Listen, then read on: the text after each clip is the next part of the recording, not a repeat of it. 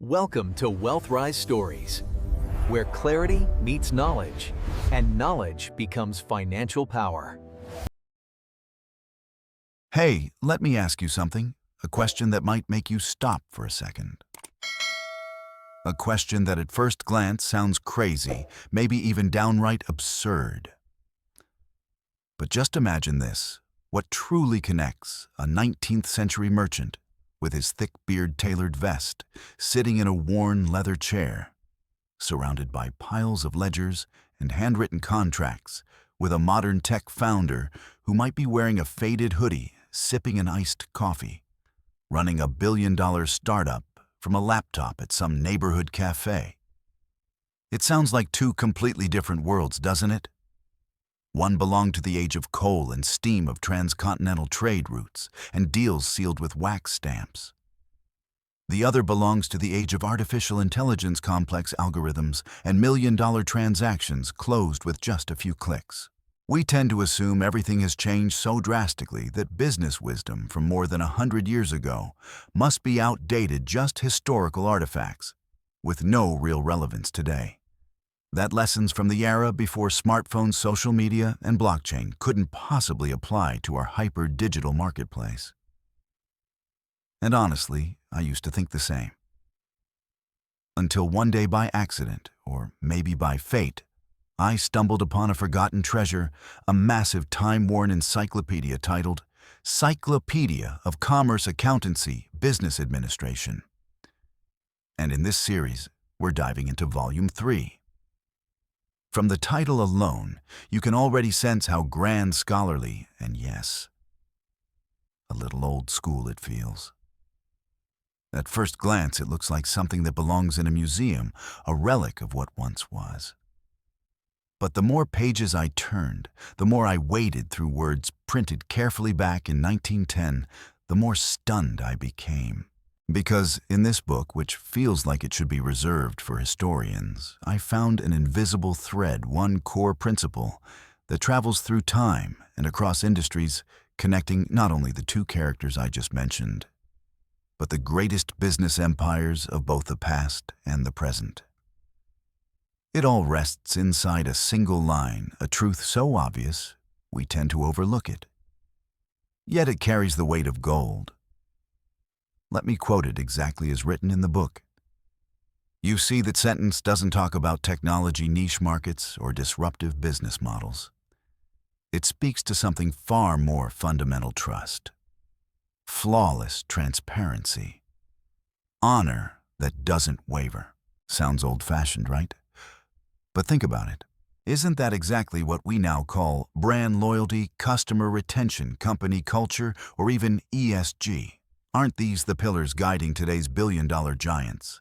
Whether it's Apple with its obsession for customer experience, Patagonia with its commitment to sustainability, or Netflix with its radical internal transparency. Even though the business landscape has changed at lightning speed, even though the tools and tactics are radically different, the nature of people cooperation and value exchange hasn't changed at all. Trust is still the most powerful currency. Transparency is still the strongest foundation. 19th century merchants understood this instinctively, and today's top startup founders follow it just as naturally. The problem is, we're often too distracted chasing the newest trend to notice the first bricks, the timeless principles that defined business long before the digital age. And this is my promise to you.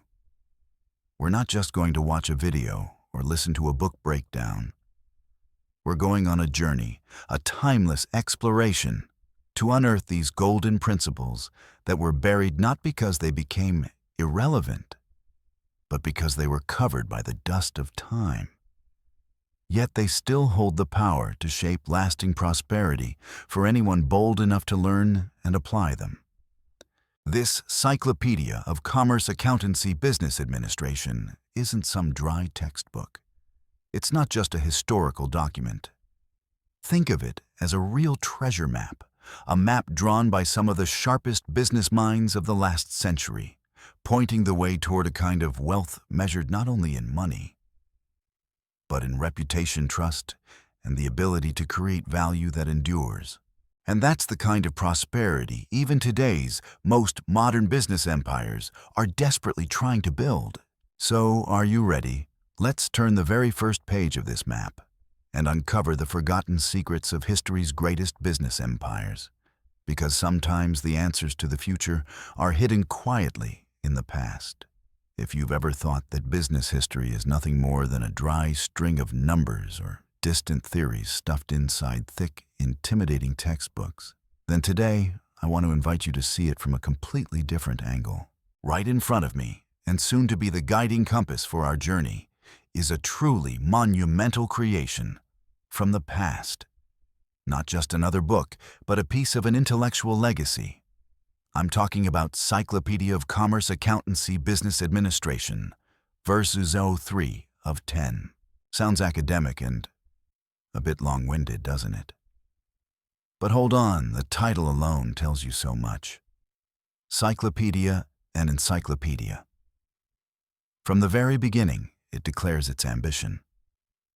This isn't a standalone textbook. It's a comprehensive collection of knowledge, a massive archive that captures every nook and cranny of the worlds of commerce accounting and business administration at the time it was written. And even more astonishing, it's just volume 3 out of 10. Imagine the scale of that. It's like a pyramid of knowledge, with each volume as a new tier, packed with secrets and principles that helped shape the modern economic system we live in today.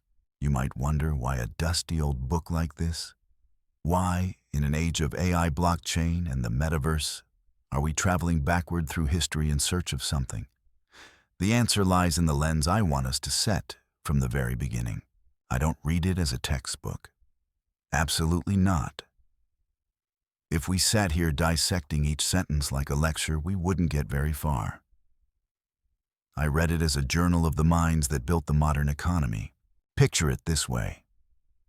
These are whispers from the masters, the pioneers who laid the very first bricks for today's corporate giants, the thinkers who created business models we now take for granted.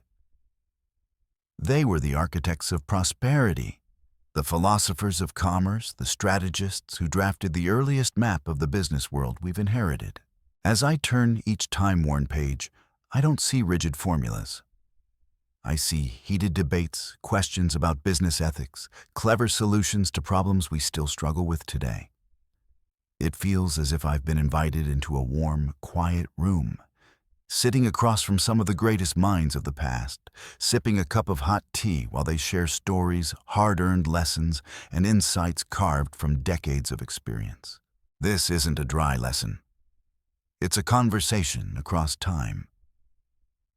An intimate dialogue between us, the people of the 21st century, and the great teachers who lived and worked in the late 19th and early 20th centuries. A moment when the world was transforming dramatically from an agricultural era into an industrial one, laying the groundwork for everything we know today. And to help us explore this treasure trove in a structured and engaging way, I've drawn out a roadmap. We're going to walk through 12 gateways of knowledge opened by this encyclopedia. Each gateway leads us to a core dimension of business, from the foundational stones of commerce, one to the mechanics of money, the art of warehouse management, to deeper insights about consumer psychology and human-centered leadership. We'll begin with the most fundamental concepts, those timeless foundations every business needs, whether in the 19th century or the 21st. Then we'll gradually dive deeper into specialized domains like accounting, marketing, finance. And finally, the philosophies of sustainable management. The values that time simply cannot erode. Imagine us unlocking each secret one by one, principles the pioneers spent their lives discovering and carefully systematizing. Every chapter, every section we explore together won't just be a lesson, it will be an experience. An adventure where we reflect, question, and search for connections between the past and the present. Were the challenges faced by 19th century entrepreneurs really that different from ours today? Do their solutions still hold value? Or might we uncover new sparks of insight to light up our own future path? So I invite you, let's set aside the assumptions about old books and outdated theories. Take a deep breath, slow down the rush of modern life, and open your mind to messages that transcended time. This isn't a race to be faster or smarter. This is a contemplative journey, one where we learn to listen to the voices of the past so we can understand ourselves more clearly, understand the economy we live in, and the future we are building together. Are you ready? Let's turn these pages and begin decoding one of the greatest business encyclopedias ever written. Our journey, with your permission, officially begins now. Hello everyone, welcome back to my channel. Have you ever stopped and asked yourself what actually makes commerce work? We live in a world where every single day technology pushes us closer to new frontiers. From artificial intelligence and blockchain to mind-bending virtual metaverses, everything seems to be changing at lightning speed. But are there certain principles that never get old?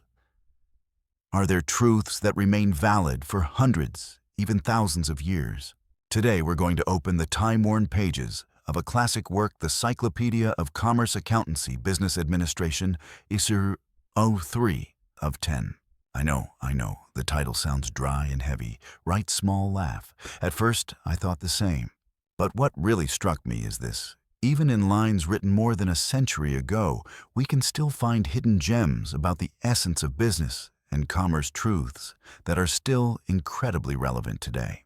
And in this first episode of the series, we're going to dive into Chapter 1, The Foundations of Commerce, the eternal flow of value.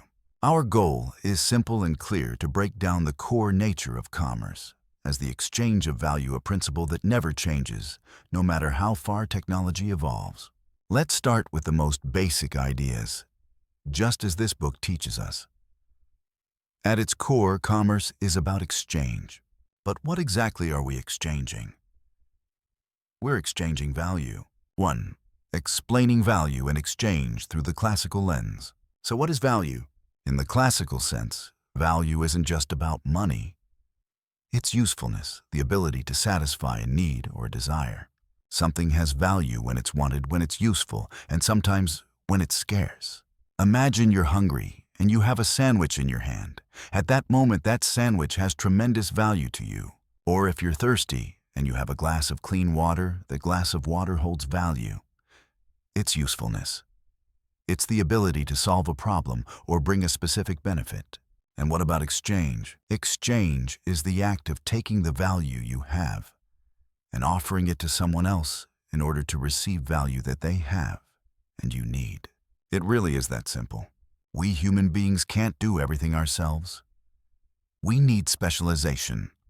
And once we specialize, we have to exchange in order to get what we don't produce on our own. The farmer grows crops. The blacksmith makes tools. The tailor makes clothes. None of them can be fully self-sufficient, so they trade.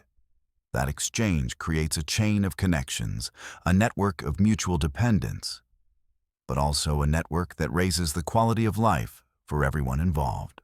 The essence of exchange is agreement, mutual benefit.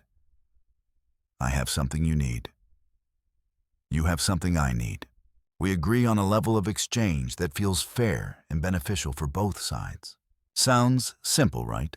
But that very simplicity is the rock-solid foundation for the complex commercial systems we see today. 2. Using the example of an old craftsman and a modern software developer to illustrate. To make this even clearer, let's look at 2 examples that seem worlds apart, yet share the exact same core principle. Let's rewind time to a quiet village somewhere centuries ago. There's a master carpenter in that village. He spends his entire life learning and refining his craft, creating sturdy, beautiful, long-lasting tables and chairs. What value is he creating? He's creating practicality, beauty, and comfort for the homes in his village. He's solving a basic need: furniture. So how does he exchange that value? He might trade a table for several bags of grain from a farmer, or for a piece of cloth from a weaver, or even trade his labor in return for help building his own house. The exchange happens directly based on trust and the tangible value of his work. People in the village are willing to trade what they have for his table because they can clearly see the value it brings into their lives. Now let's jump to the 21st century where you and I live. We have a young software developer. She spends thousands of hours learning to code, design, and test, and she builds a mobile app that helps people manage their personal finances more effectively. What value is she creating? It's not something you can touch or hold. It's convenience. It's time saved. It's a tool that helps users gain control over their money. It's value in the form of information organization and the ability to solve a complex problem in a simple way. So how does she exchange that value? Maybe she sells the app for a small price on an app store. Maybe she offers it for free but earns money from ads. Or maybe she charges a monthly subscription. No matter the model, at the end of the day, she's receiving money, a concentrated, universal form of value, in exchange for the value her app delivers to thousands, even millions of users around the world. You see, whether someone is making a wooden chair or building an app with lines of code, the core nature of what they're doing is exactly the same. They create value that others want, and they exchange that value to receive the value they need. The form may change. Technology may make the process faster, bigger, or more complex. But the principal value for value never changes. 3. A look at different market forms, from village markets to e-commerce platforms.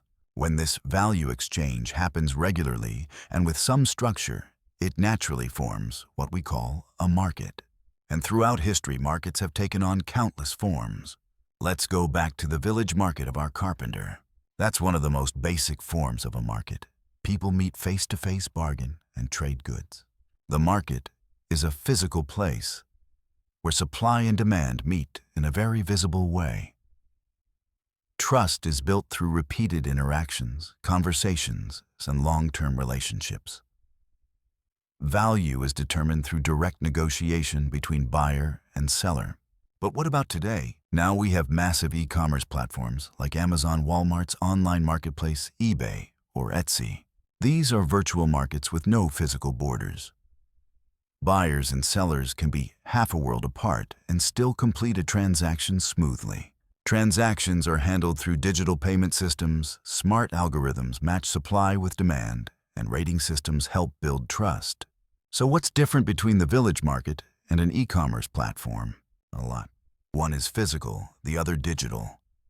One is based on face-to-face interaction and the other on data and algorithms. One moves slowly, the other operates almost instantly. But at the core, they still share the same essence. They connect people who create value with people who are looking for value. The village market creates a space for the carpenter to trade a table for grain. The e-commerce platform creates a space for the software developer to sell her app to millions of users. Both are places where the flow of value happens. Technology has changed how we trade, the speed of trade, and the scale of markets. But it hasn't changed why we trade. We trade to exchange value and satisfy needs. 4. Emphasizing that understanding the flow of value is the first step to building anything. So why is understanding value in exchange, understanding this eternal flow of value, so important?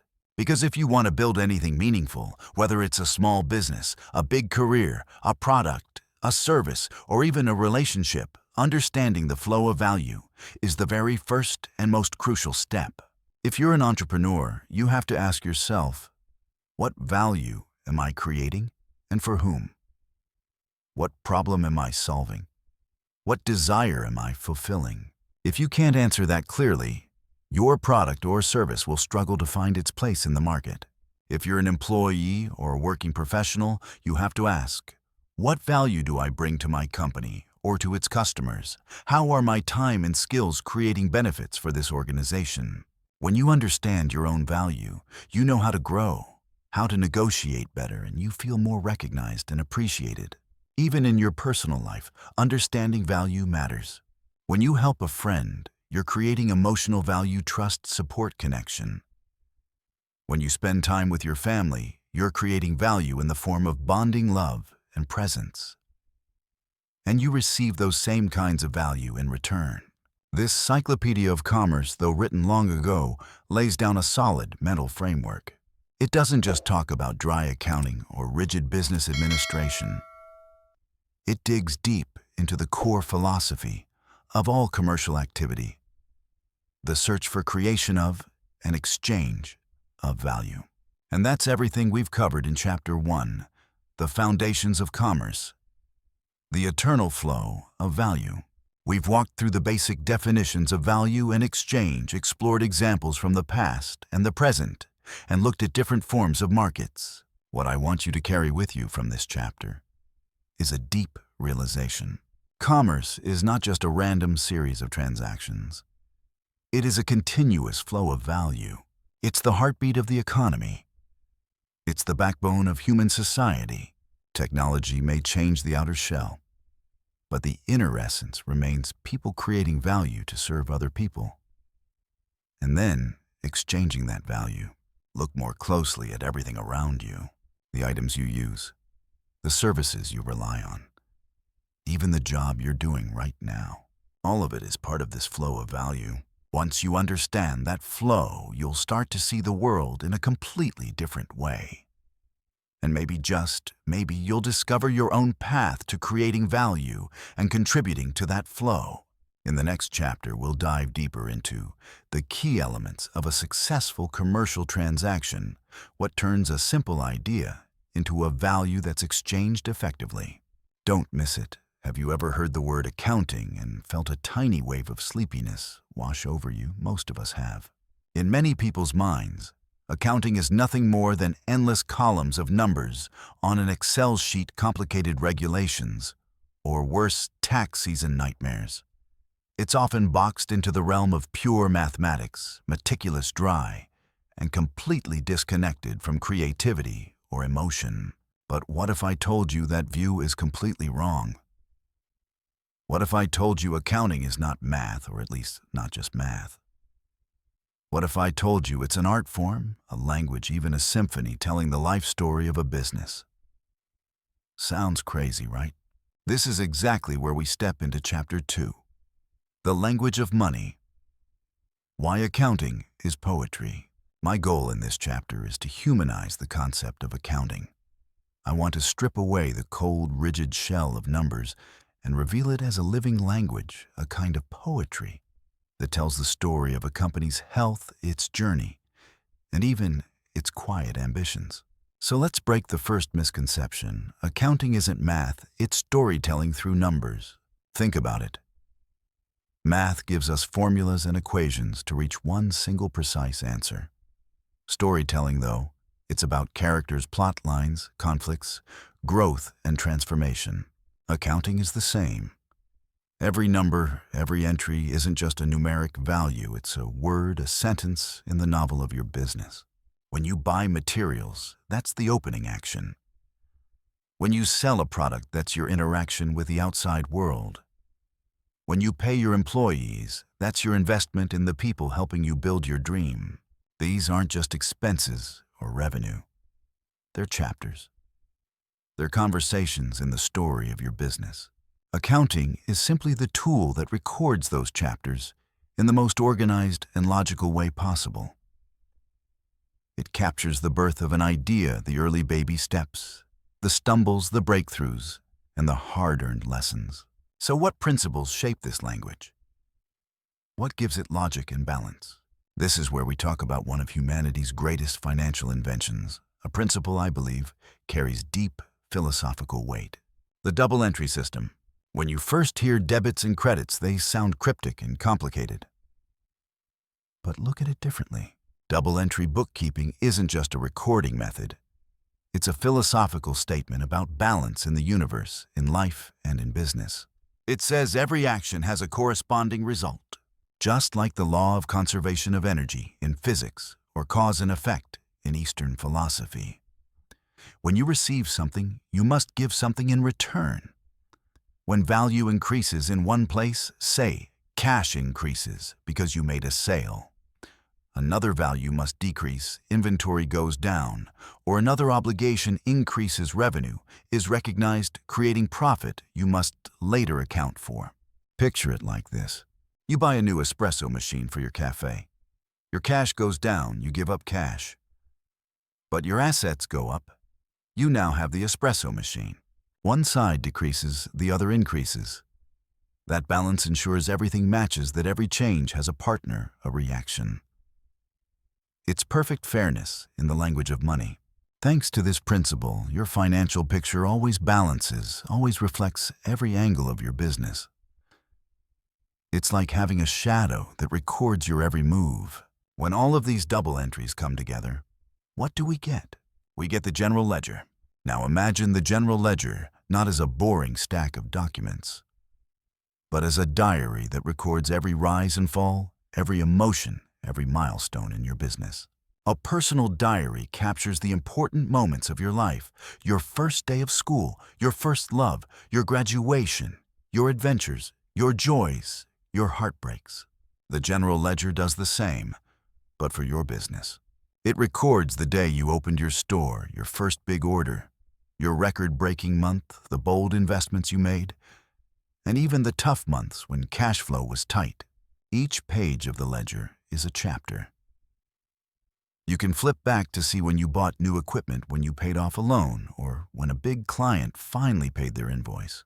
They're not just numbers, they're milestones, memories encoded in data. And through this diary, you can reflect on the past, understand your journey, and most importantly, learn lessons to shape your future. To help you picture this more clearly, let me tell you a story. The story of a shop owner who turned accounting into her closest companion and the compass guiding her success. This is the story of Lana, the owner of Happy Loaf Bakery, tucked in a quiet little corner of Portland, Oregon. Lana is a woman overflowing with passion for baking. Her loaves, especially her black sesame cheese loaf, are beloved throughout the neighborhood. At first, Lana baked based on instinct. Money came in from customers. Money went out for ingredients, utilities, rent. She knew she was making a profit, but how much which product made the most? Could she earn more? She didn't know. Everything was based on feeling. One day, Lana attended a small business workshop at a local community center where she learned about the importance of proper financial tracking. At first, it felt annoying. All the notebooks, categories, expenses, revenue. But because she's disciplined, she stuck with it. Every evening after closing the shop, she sat down and recorded everything: how many classic loaves sold, how many black sesame loaves, how many cold brews, what ingredients she purchased and at what cost, how much she paid her 2 part-time employees. She recorded everything with detail, instinctively applying double-entry principles: cash up, revenue up, cash down, expenses up. After a few months, when she reviewed her ledger, a clear picture emerged. She discovered something surprising. Her classic loaves were selling the most and generating stable revenue. But her black sesame cheese loaf, though a smaller portion of total sales, had a significantly higher profit margin per unit. Why? Because of the specialty ingredients and the slightly higher price she could charge. But the ledger also showed something else. Her black sesame flour imported from California was expensive, and she was often buying it in small quantities at higher prices. The ledger told her this clearly. There was huge profit potential, but also room for optimization. With this insight, Lana made a strategic move. She invested more in marketing her black sesame cheese loaf, turning it into the bakery's signature item. She developed a premium version. She found a larger West Coast supplier and negotiated bulk pricing, dramatically reducing ingredient costs. She also noticed weekend demand for black sesame loaves spiked, while classic loaf demand dipped slightly. So she adjusted her production schedule: more black sesame loaves on Saturdays and Sundays, reducing waste and increasing output of her star product. And what happened? Within a few more months, Happy Loaf Bakery's revenue and especially its net profit began rising noticeably. Lana no longer ran her business on instinct. She knew exactly where she stood, which products delivered the greatest value, and how to optimize her resources. The numbers in the ledger were no longer a burden, and they became her quiet companions, her reliable storytellers guiding her toward prosperity. Lana's story isn't rare. It's the story of millions of small and large businesses across the United States. Accounting isn't something you deal with. It's your compass, your map, your partner on the challenging journey of entrepreneurship. When you look at financial statements, you're not just staring at numbers. You're reading an epic about hard work, a song of wise decisions, or sometimes a sad ballad about mistakes that need correcting. You're reading the story of people, products, and services that created value.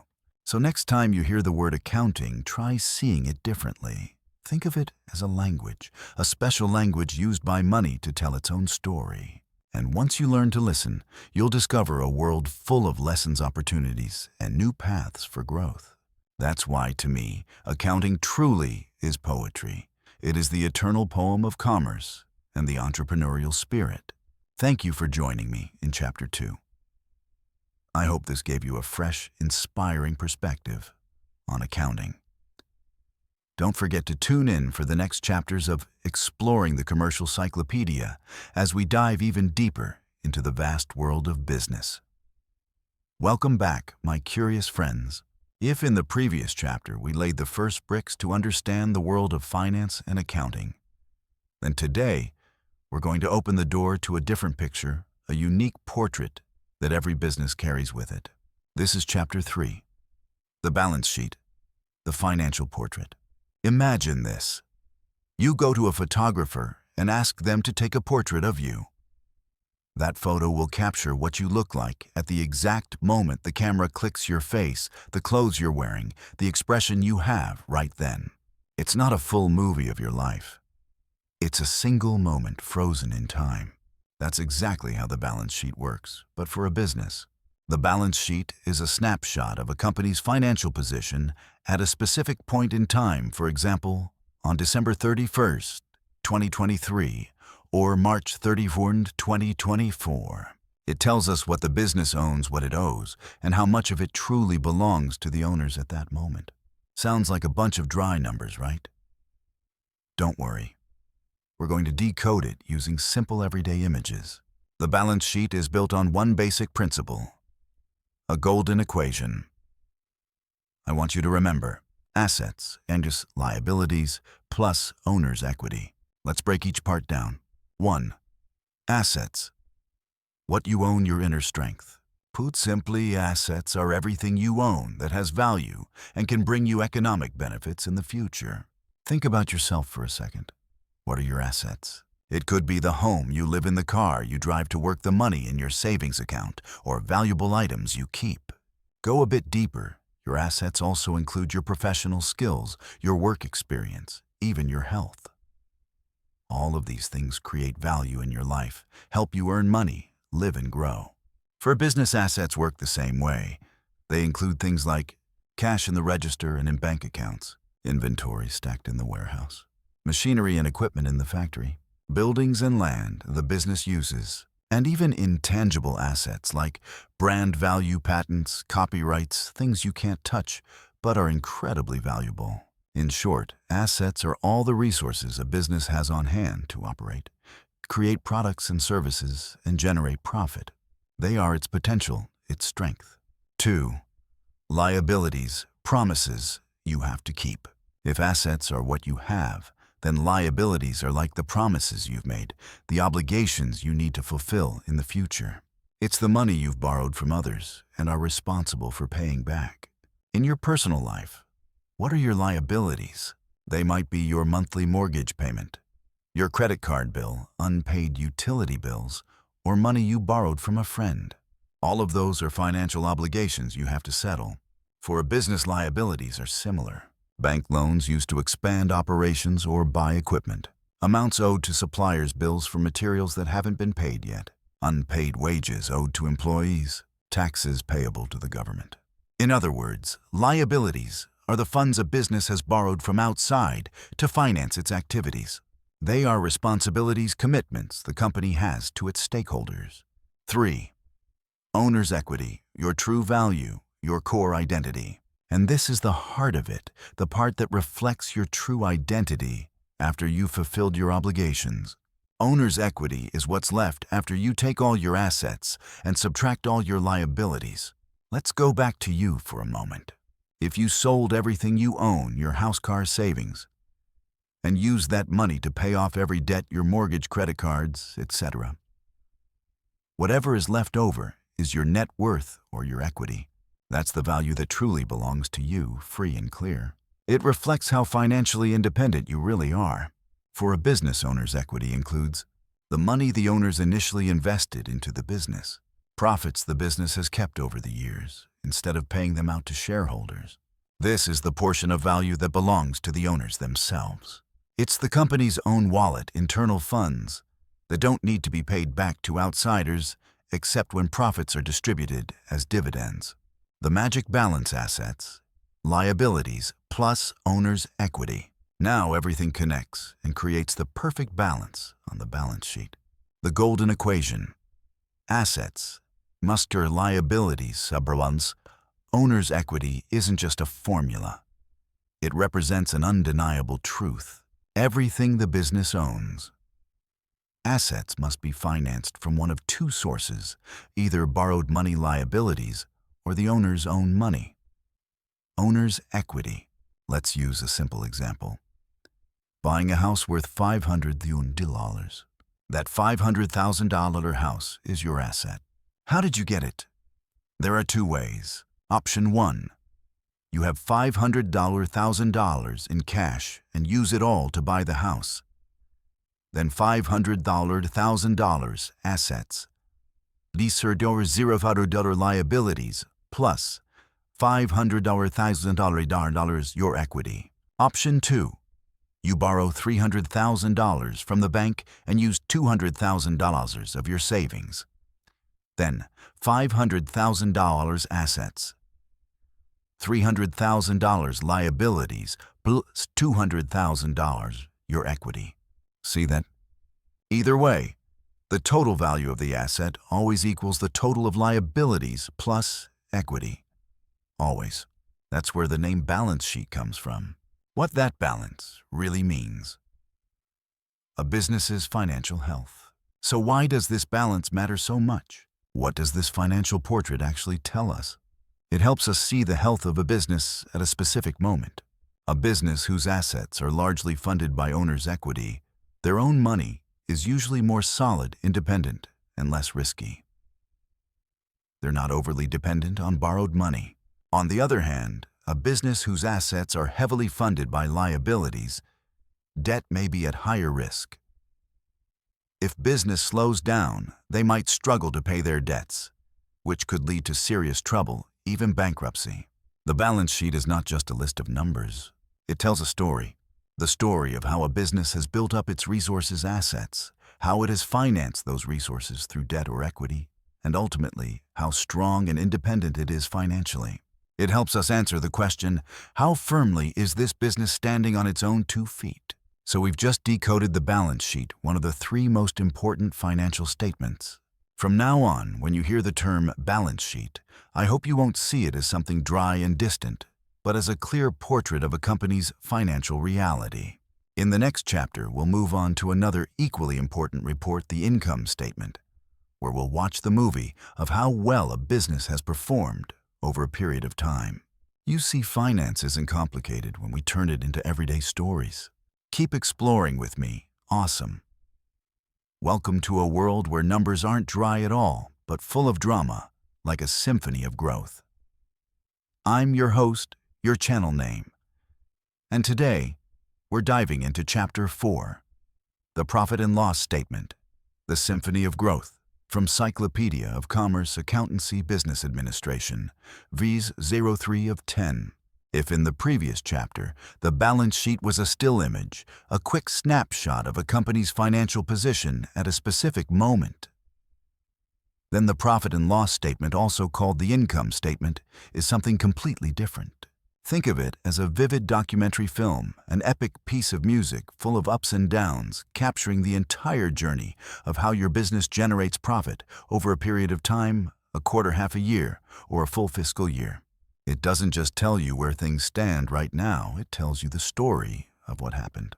Every story needs a beginning, and in the symphony of the income statement, the very first note is revenue. This is the initial result your business earns from its core operations. Think of it as the first round of applause, the cha-ching of the cash register when a sale goes through, or that little rush of joy when your product is embraced by customers. For a retail store, revenue is the total money brought in from selling goods. For a service business, like a YouTube channel for example, revenues might come from ads, sponsorships, online courses, or related products. This is the first stream of money flowing in, proof that your idea, your product, your service has real value in the marketplace. Exciting, isn't it? When we launch a project or nurture a business idea, that moment, when we see the very first revenue number appear on the screen, whether it's $10 or $10 million, it brings a thrill that's hard to describe. It's confirmation that you've created something the world actually wants. Revenue is a promise of a brighter future, the fuel that powers the whole machine. It's the opening of the show, the trumpet blast from the orchestra announcing the performance has begun. But can a symphony made of nothing but bright, triumphant notes truly be called a masterpiece? Of course not. To create those high notes, to generate revenue, we need preparation, investment, and sometimes some darker tones. Those darker tones are called expenses. Expenses are all the amounts your business has to spend in order to generate that revenue. They're like the rough but solid foundation under a beautiful building, or the countless hours of practice a musician puts in before stepping onto the stage. We have cost of goods sold. COGS, the direct costs of producing the product or service you sold. For example, the cost of fabric and printing for a t-shirt brand, or server and software costs if you run a digital service. Then we have operating expenses. These are the costs needed to run the business day to day, not directly tied to producing one specific product. Salaries for your team, other than direct production staff, rent for your office or studio, utility bills, marketing expenses to get your product in front of customers, administrative costs, and so on.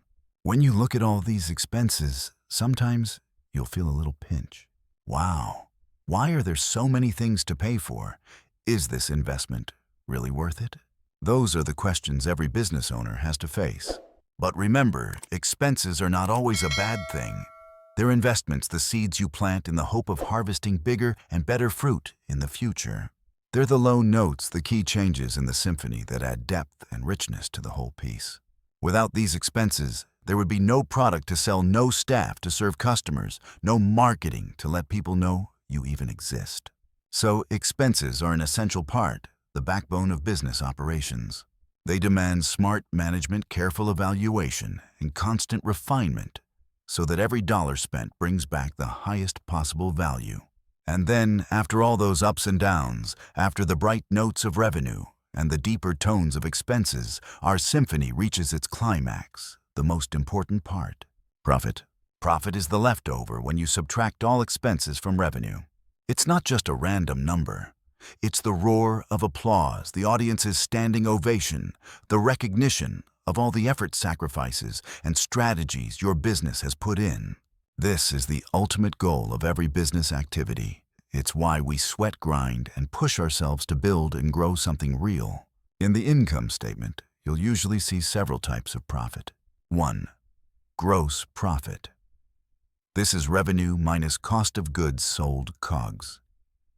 It shows how efficiently you produce your core products or services. 2.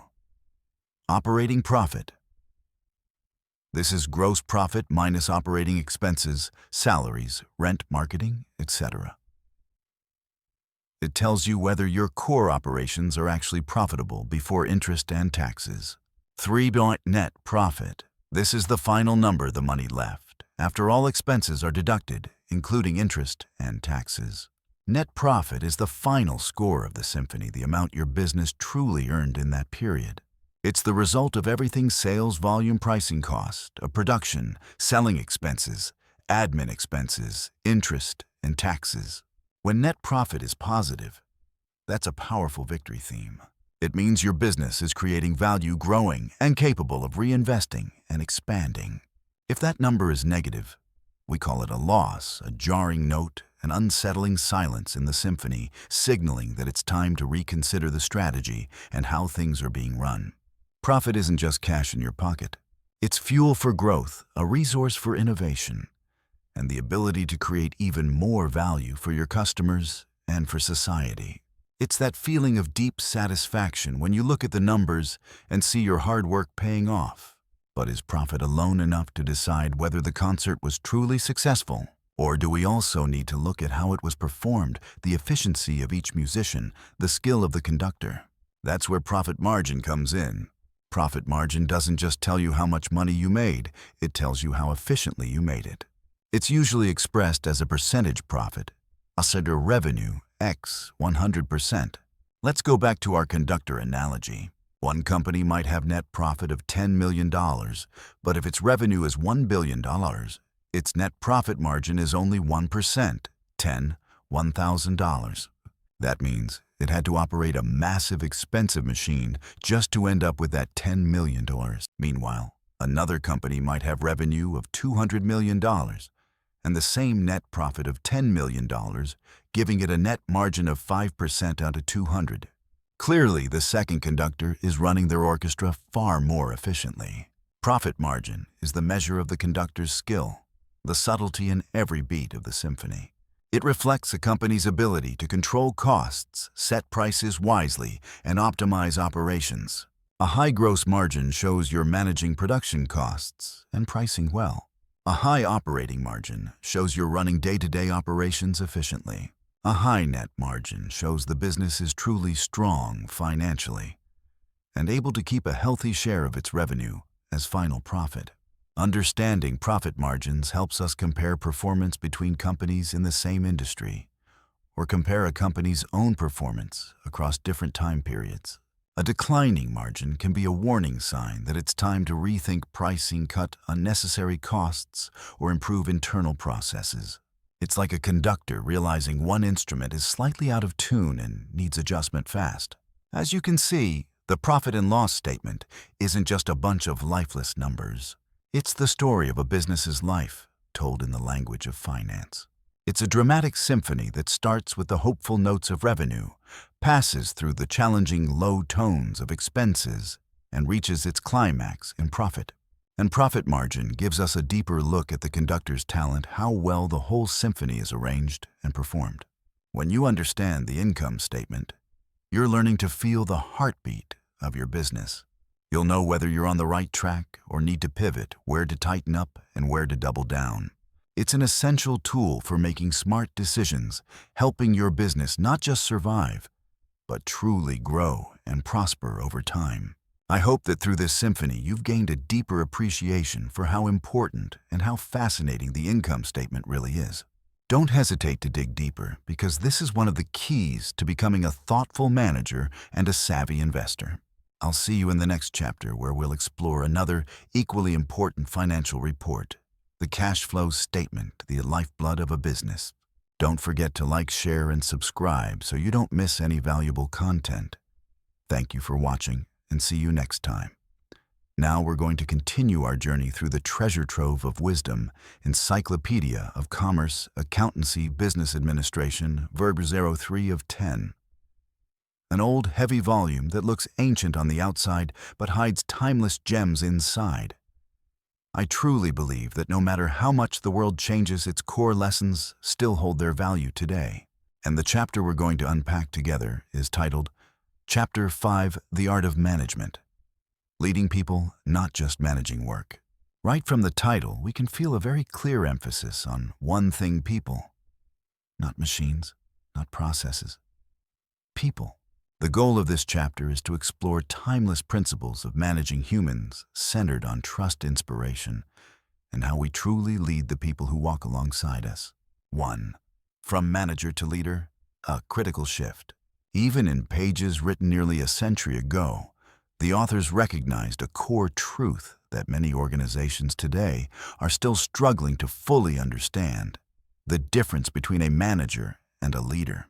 A manager, in the classical sense, focuses on organizing work, assigning tasks, monitoring progress, and making sure everything follows the right procedures. They excel at maintaining order, optimizing efficiency, and hitting specific targets. They look at spreadsheets, metrics, and end results. Their job is to keep the machine running smoothly. They're great at solving known problems and making existing systems work better. But the book doesn't stop there. It pushes us further toward the image of a leader. A leader doesn't just manage work. They lead people. They don't just focus on the present.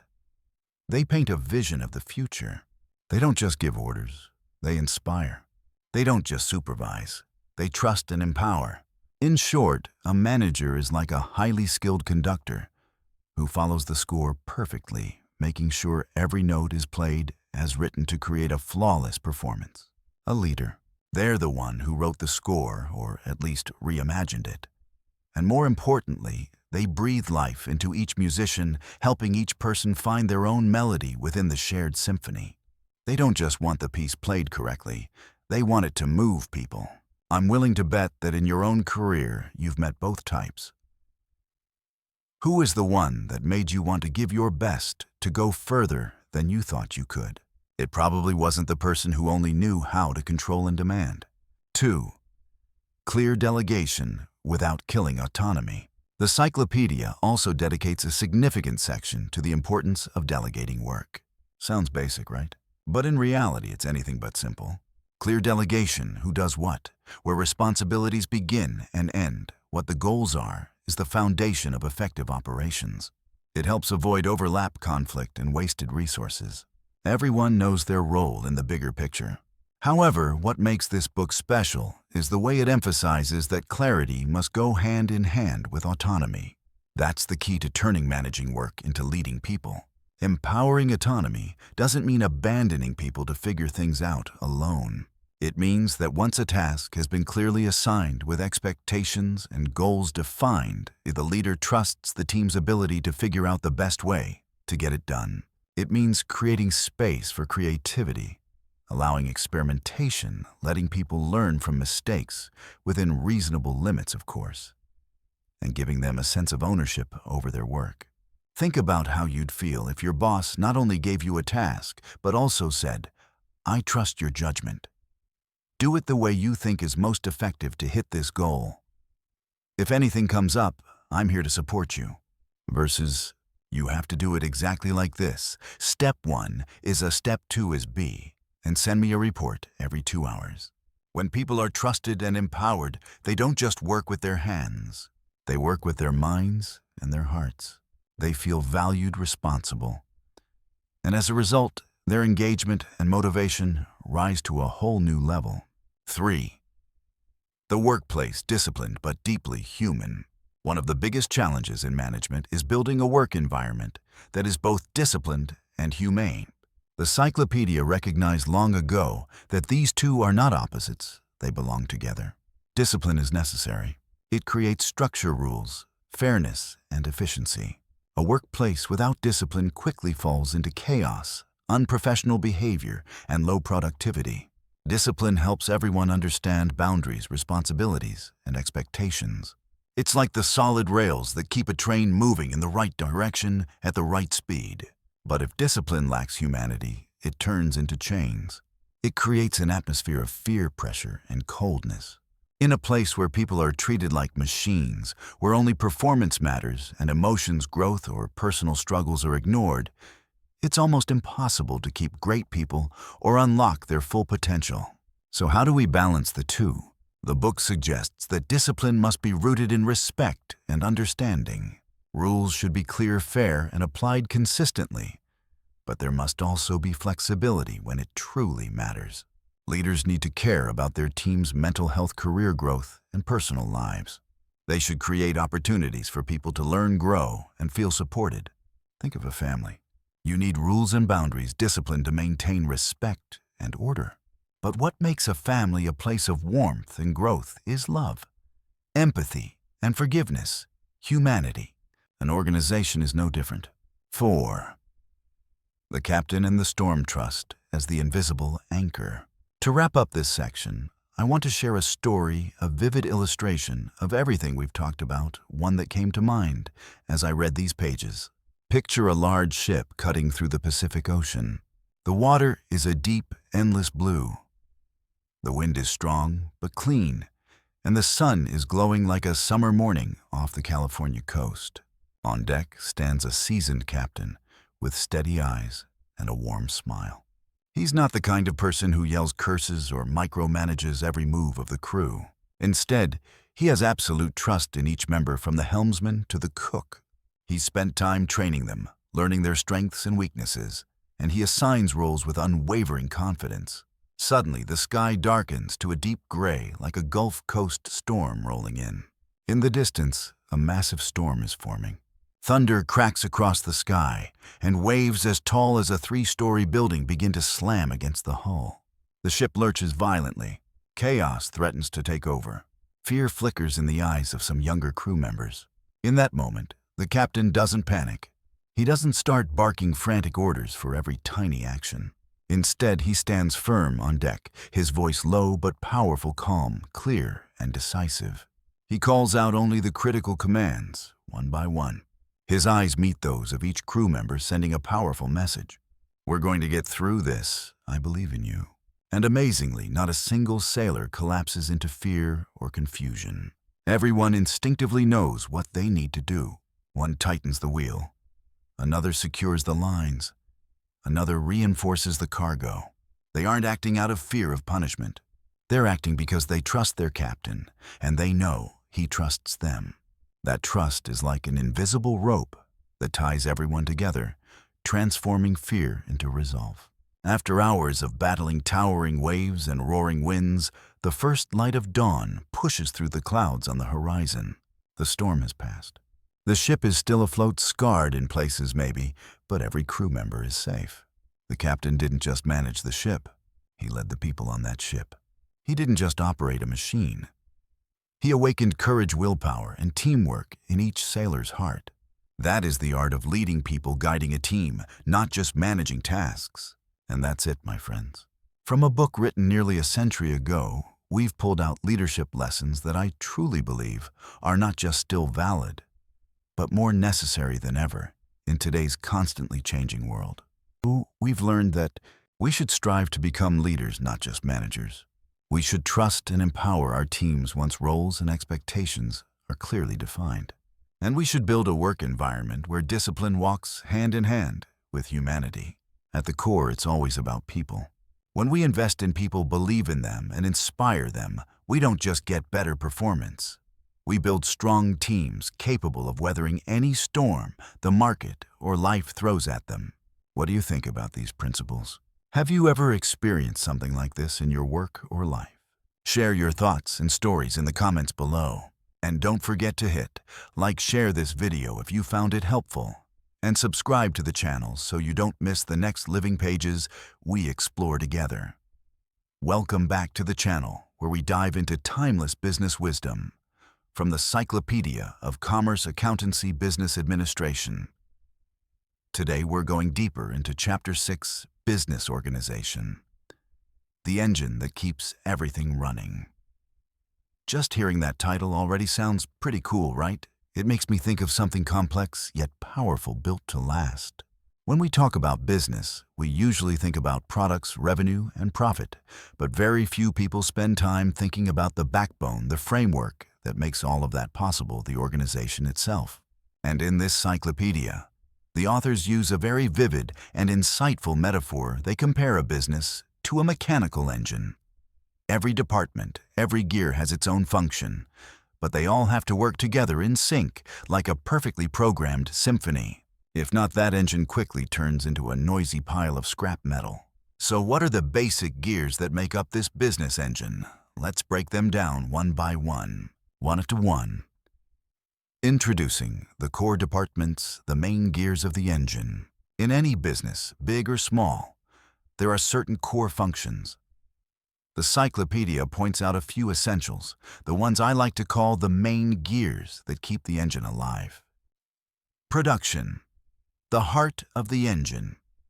This is where everything gets created. Whether you're building cars, writing software, or offering consulting services, production is where raw inputs, ideas, resources, human effort are turned into real products or valuable services for customers. Without this department, there's nothing to sell, right? It demands precision, efficiency, and constant improvement, so your output is always high quality at the best possible costs. It's the main motor of the engine, generating the power. Sales, the face and outstretched arms, reaching into the market. If production is the heart, sales is the bloodstream, and the arms reaching out to bring back the oxygen that keeps the entire engine alive. Revenue. These are the people who deal directly with customers, listen to their needs, solve their problems, and convince them to choose your product. A business can have the best product in the world, but if no one takes it to market, it's worthless. Sales is the part that lets the engine communicate with the outside world. Accounting, finance, the brain and central nervous system.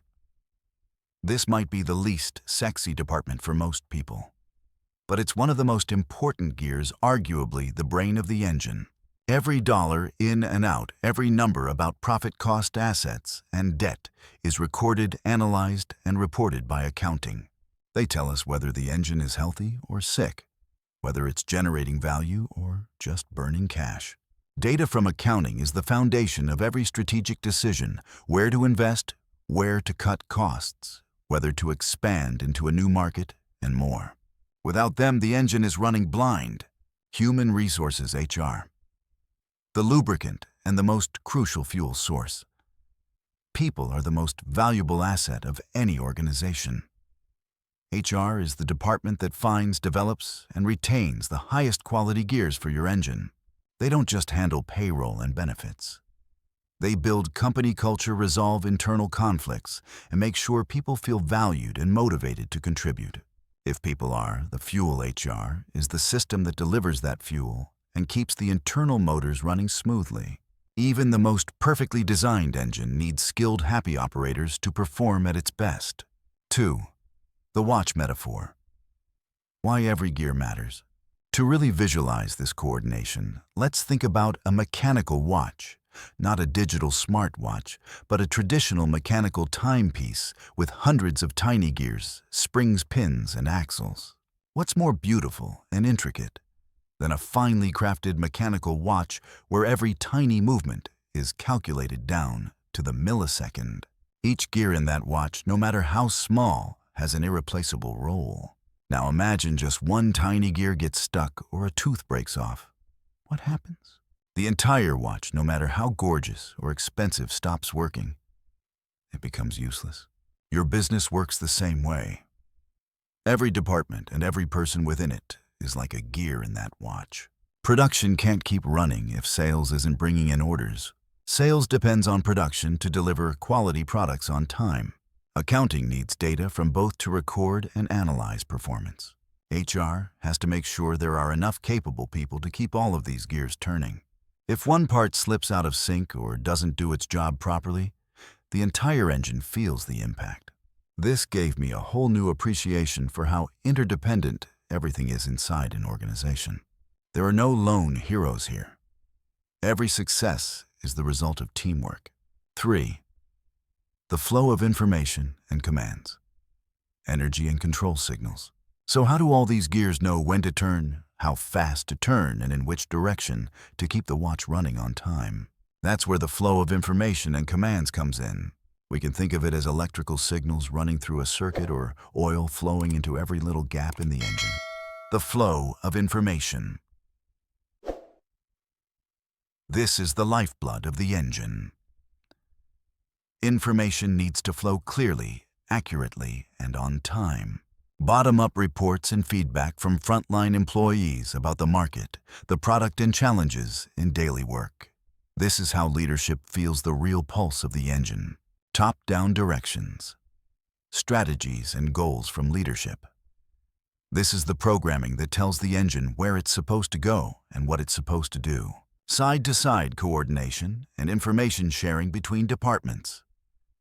For example, marketing sharing market trends with production, or sales reporting numbers to accounting. Commands and the chain of command. This is the control system, the central brain sending signals to the limbs. A clear chain of command, who reports to whom, who has authority to decide what is absolutely critical. It's like knowing which button to press to turn the engine on or off, speed it up or slow it down. When commands are clear, people know exactly what they're responsible for and what they're allowed to decide. That reduces confusion overlap and unnecessary friction between departments. If the flow of information is blocked or distorted, or if commands are vague and inconsistent, the engine starts to misfire, jerk, or even break down. I've seen projects fail simply because marketing didn't know what problems the sales team was facing with customers, or production got the wrong information about order quantities. Clarity and transparency are gold inside an organization. They help everyone see the bigger picture and understand where they fit inside it. 4. The key point. A good structure runs itself smoothly. So, when a business is well organized, with gears that have clearly defined functions and responsibilities, lubricated by effective information flow, and guided by a transparent command structure, it becomes an engine that can run smoothly and sustainably on its own. This brings huge benefits. Fewer conflicts. When everyone understands their role and how they fit into the whole, there's less stepping on each other's toes or playing the blame game. Less waste resources. Time, money, people are used more efficiently. No more duplicated work or pointless tasks. Higher performance. The engine runs smoother and faster, and goals are reached more easily. Better focus. Instead of constantly putting out fires caused by internal chaos, the business can focus its energy on innovation, product development, and market expansion. This doesn't mean we ignore the human side. On the contrary, a strong structure creates a setting where people can actually shine because they know exactly where they stand, what they're responsible for, and how their work connects to the bigger mission. This encyclopedia really opens up a fascinating perspective, turning what could be dry management concepts into vivid, easy-to-grasp images. It reminds us that no matter how advanced technology becomes, the basic principles of organization still hold true. I hope that through Chapter 6, you've gained a deeper understanding of how a business breathes lives and operates. Building a solid structure isn't just the job of top executives. It's something everyone in the organization should understand so they can contribute their best. If you found this helpful, don't forget to like, share, and subscribe so you don't miss the next breakdowns. We've still got a lot to uncover from this business encyclopedia. See you in the next chapter. Welcome back to our channel where we explore foundational yet incredibly powerful ideas from the Encyclopedia of Commerce Accountancy Business Administration. Today we're diving into Chapter 7, Contracts and Obligations. The foundation of trust. Just hearing the words law or contract can make you shiver a little, right? They tend to bring up images of dry documents, complicated clauses, and messy disputes no one wants to deal with. But today, I want you to look at all of this through a completely different lens. I remember when I first stepped into the world of business, I used to think contracts were only for big deals, or worse, that they were weapons people pulled out when things went wrong, and they wanted to fight back. But the deeper I went into business, especially when I started reading these old pages, I realized something. A contract is not just a legal shackle. It's a powerful tool to build trust, to help both sides feel safe enough to work together for the long term. It's like a promise that's been stamped and made official. 1. A contract is simply a promise written down. First, let's simplify what a contract actually is. Throw out all the overly complicated definitions you've heard. At its simplest, a contract is a promise written down. Imagine two kids playing with toys. The first kid says, "If you let me play with your toy truck, I'll let you play with my Lego set." The second kid agrees. That, in essence, is a contract. A promise involving an exchange agreed to by both sides. In business, we just take that spoken promise and turn it into something written clear and transparent, so everyone understands it the same way and shares responsibility for it. 2. The 3 core elements of an agreement: offer, acceptance, and consideration. So how does that written promise become a valid, solid contract? The book points to 3 core elements, 3 pillars you can't skip. Offer. This is one party's intention to enter into a specific agreement. For example, you say, "I want to sell this used phone for $200. That's an offer. It has to be clear, not vague. And it has to show that you're willing to be bound by it if the other side accepts. Acceptance. This is the other party's unconditional agreement to that offer. I agree to buy your phone for $200. That acceptance has to be communicated clearly by words in writing or even by action. There's no haggling or changing terms at this stage. If they start changing things, that's no longer acceptance. That's a new offer. Consideration. This is what each party receives or gives up in the agreement. It's the reason the contract exists. In the phone example, you receive $200. The other person receives the phone. Each person gives up something cash or phone to get something they value more. Consideration doesn't have to be money. It can be services, assets, or even a promise not to do something. The key is, it has to have legal value no matter how small. If any one of these three elements is missing, your agreement might not be considered a valid contract. This is the foundation that helps you avoid misunderstandings from the very first step. 3.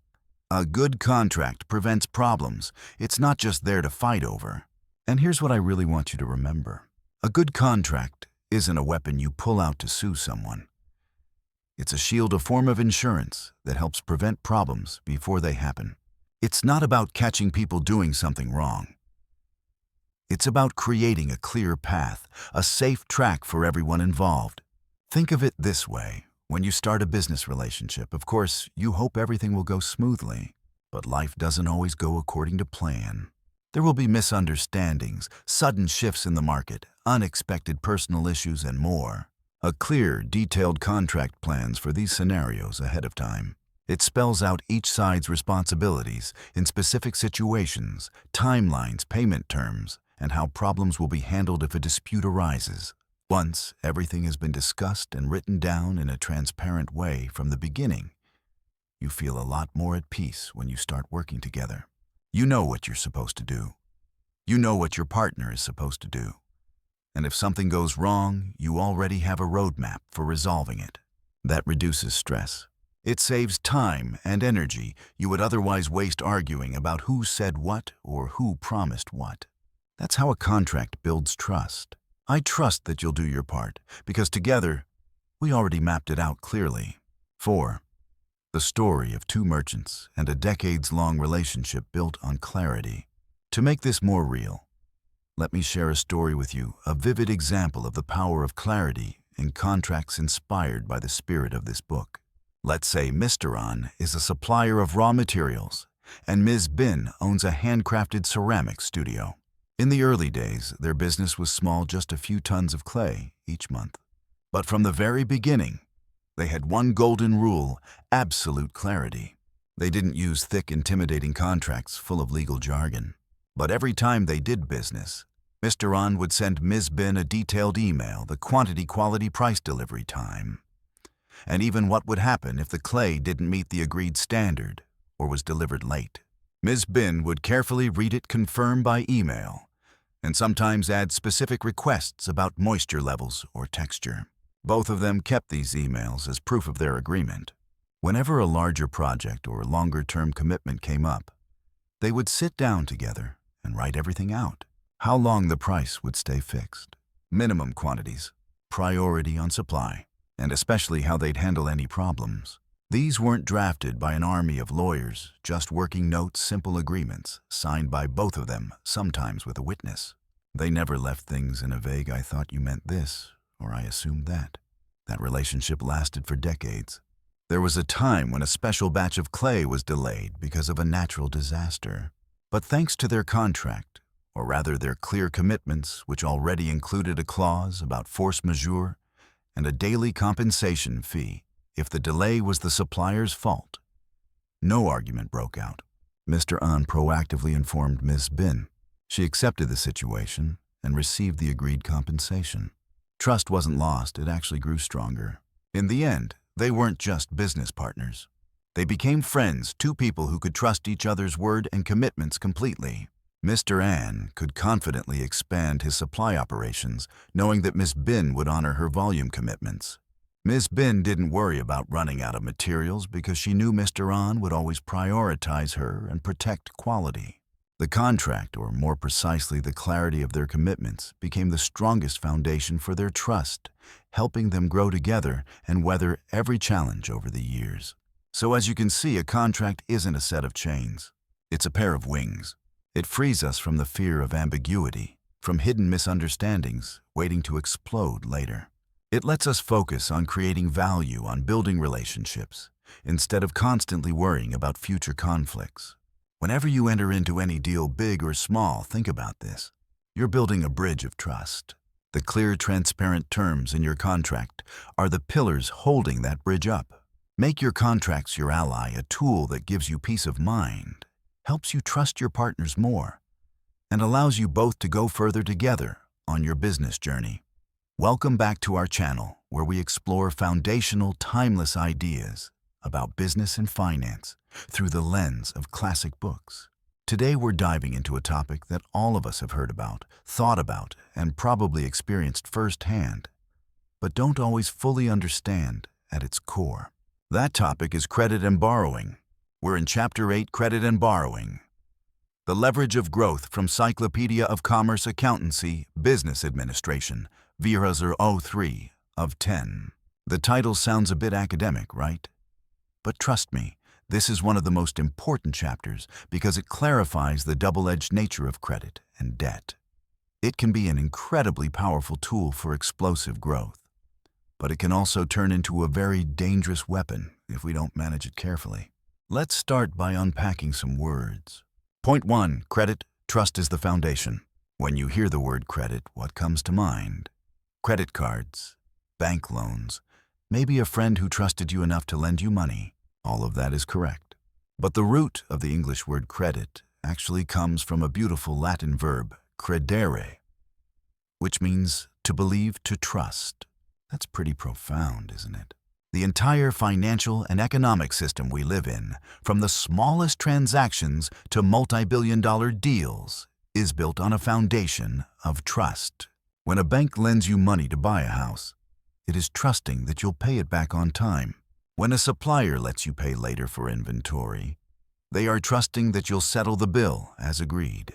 Without that trust, every credit transaction would collapse.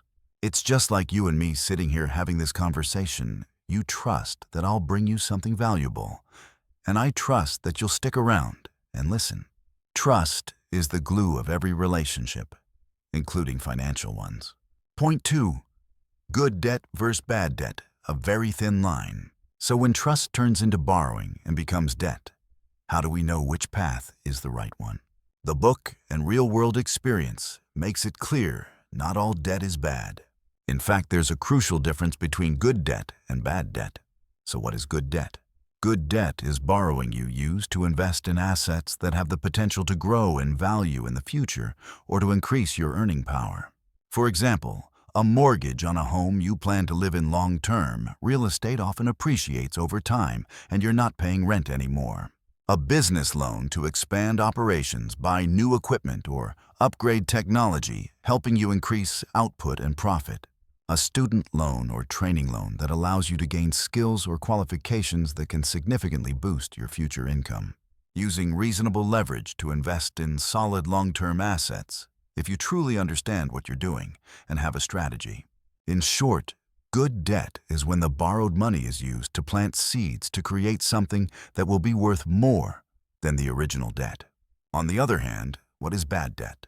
Bad debt is borrowing used to pay for things that lose value over time or don't generate any financial return. For example, taking out a loan to buy a luxury car just to commute when you don't use it for business or income. The car loses value the moment you drive it off the lot, plus ongoing costs like insurance maintenance and gas. Borrowing to fund a lifestyle designer's stuffed luxury vacations that's far beyond your means. Running up credit card balances on everyday, non-essential spending and not paying them off in full, letting high interest pile up month after month. To me, the line between good debt and bad debt isn't always 100% clear. For example, a car might be bad debt for one person, but good debt for a small business owner who needs it to visit clients, or for a rideshare driver using it directly to earn income. The key is the purpose of the debt and whether the asset it creates can grow in value or produce cash flow. Always ask yourself, is this debt going to make me richer or poor? Point 3. How creditworthiness was judged in the old days. Today, we have FICO scores, credit reports, and entire companies dedicated to tracking our financial behavior. But back before all these modern tools existed, how did banks or lenders decide whether someone was trustworthy enough to lend to? The book reminds us that in the past, creditworthiness wasn't a number. It was a combination of personal reputation, family standing, tangible collateral. Personal reputation. Your word actually meant something. If you were known as someone who kept promises and did honest business, it was much easier to borrow money than if you had a reputation for cheating or breaking your word. Communities knew each other well, and your name was one of your greatest assets. Family reputation. Often a person's credibility was tied to their family. A family with a history of successful, honorable business dealings made it easier for the next generation to access capital. Collateral. Even without complex systems, lenders still wanted something to hold as security: land, buildings, inventory, livestock, etc. This lowered the lender's risk and showed that the borrower was serious and responsible. The truth is, those factors are still important today, even with all our modern scoring system. Venture capitalists, for example, don't just look at a startup's pitch deck. They look at the founder's background, track record, reputation, and drive. And in smaller business communities, your word and your name can still carry as much weight or more than a formal contract. Point 4. The danger of abusing financial leverage. Credit is a powerful tool, a lever. Archimedes once said that with a long enough lever, he could move the world. In finance, leverage can help you amplify returns, turning a small amount of capital into something huge. But precisely because it's so powerful, leverage becomes a very dangerous double-edged sword if it's not controlled. Financial history is full of very expensive lessons about overusing leverage. The Dutch tulip mania, 17th century, one of the most famous bubbles in history. People in the Netherlands became so obsessed with tulip bulbs that a single bulb could be worth as much as a house in a good neighborhood. Many people borrowed heavily to speculate on tulip prices, convinced they would keep rising. When the bubble burst, they lost everything, not just their savings, but also the money they'd borrowed. Debt that once looked smart turned into crushing bad debt almost overnight. The 1929 stock market crash and the Great Depression.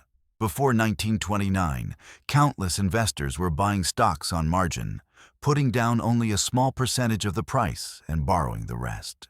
This is leverage. When the market turned, they didn't just lose their own money, they still owed the borrowed portion to the banks. The collapse didn't just stay in the stock market. It pulled the entire global economy into a prolonged depression. The 2008 global financial crisis. Closer to our time, that crisis also began with the abuse of credit and leverage, especially in the housing market. Subprime mortgages, complex financial products, and an over-reliance on ever-rising home prices created a massive bubble. When it burst, the damage rippled across the globe. What do all these examples have in common? They're all stories of greed, blind faith in an unrealistic, always upward future, a lack of caution in using the power of credit. Human beings tend to be overly optimistic when things are going well, and they conveniently ignore hidden risks. So here's the bottom line. Credit and borrowing aren't something to fear or avoid completely. They're tools, and like any tool, they can help you build something great or destroy everything you've worked for. From the classic pages of the Encyclopedia of Commerce to the hard lessons of modern financial history, the core message hasn't changed. Understand the true nature of trust credere. Learn to distinguish good debt from bad debt. Evaluate creditworthiness carefully. And above all, use financial leverage wisely and responsibly. In the next chapter, we'll keep digging into other aspects of financial and business management. Don't miss it. Welcome back to our journey through the world of commerce, finance, and business management, with the Encyclopedia of Commerce Accountancy Business Administration. If in previous chapters we dug into the nature of money, how markets operate, and the art of management, then today we're stepping into a different kind of lifeline. Quiet, mostly invisible, but absolutely the backbone of every economy, transportation, and logistics. Have you ever stopped to think about how many miles your phone has traveled before it landed in your hand? Or how far that cup of coffee you're sipping has come? Or the journey your clothes took before they ended up in your closet? Most of us don't. Because behind the scenes, there's a massive, complex, incredibly efficient system working non-stop to make it all happen. In this encyclopedia, the chapter on transportation and logistics is not just a dry technical section. To me, it's an epic about connection, about the ability to move value to the right place at the right time, in a way that shapes how we live, work, and trade. Our goal today is to honor that critical role and uncover some of the stories and principles behind it. Let's rewind time a bit to the days when commerce was mostly about simple exchanges of goods between neighboring villages. Back then, logistics basically meant carrying things on your back or using animal power. But as people began to crave luxury goods from faraway lands and wanted to sell their own products farther and farther from home, a quiet revolution began. Picture this: wooden sailing ships drifting across open seas, carrying spices from the east to Europe, or horse-drawn wagons creaking along rough dirt roads, hauling fabric and tools between towns. Those were the earliest days of transportation and logistics, slow, risky, full of uncertainty. But every successful journey pushed the boundaries of what was possible in trade and human connection. Then, in the 19th century, another giant stepped onto the stage: the railroad. The roar of steam whistles long lines of heavy freight cars cutting through forests and plains, bringing a speed and capacity the world had never seen before. Railroads completely changed the game. They linked resource-rich inland regions with bustling seaports, turned remote outposts into booming economic centers, and fueled industrial growth by making it possible to move raw materials and finished goods efficiently and at scale. And as we moved into the 20th century, especially after World War, a seemingly simple invention quietly revolutionized the entire industry: the shipping container. Yes, just a standardized metal box, but that box shattered barriers. It allowed cargo to be loaded and unloaded, moved from ship to truck, to trains seamlessly, quickly, and safely. What we now call intermodal transport became reality, building the sophisticated global logistics network we all depend on today.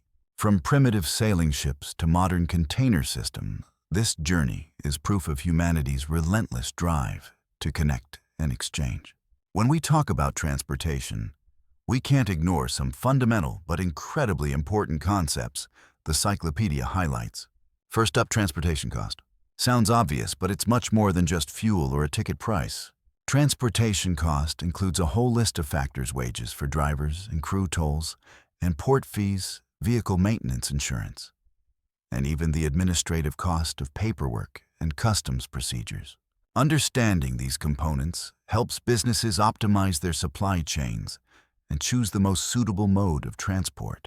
Sometimes you'll find that paying a little more for faster, safer service is actually a very smart investment. And speaking of safety, we have to talk about cargo insurance. Imagine a shipment worth several $1 million crossing the ocean or moving through harsh terrain. One accident, one storm, one unexpected event, and that value could instantly drop to zero.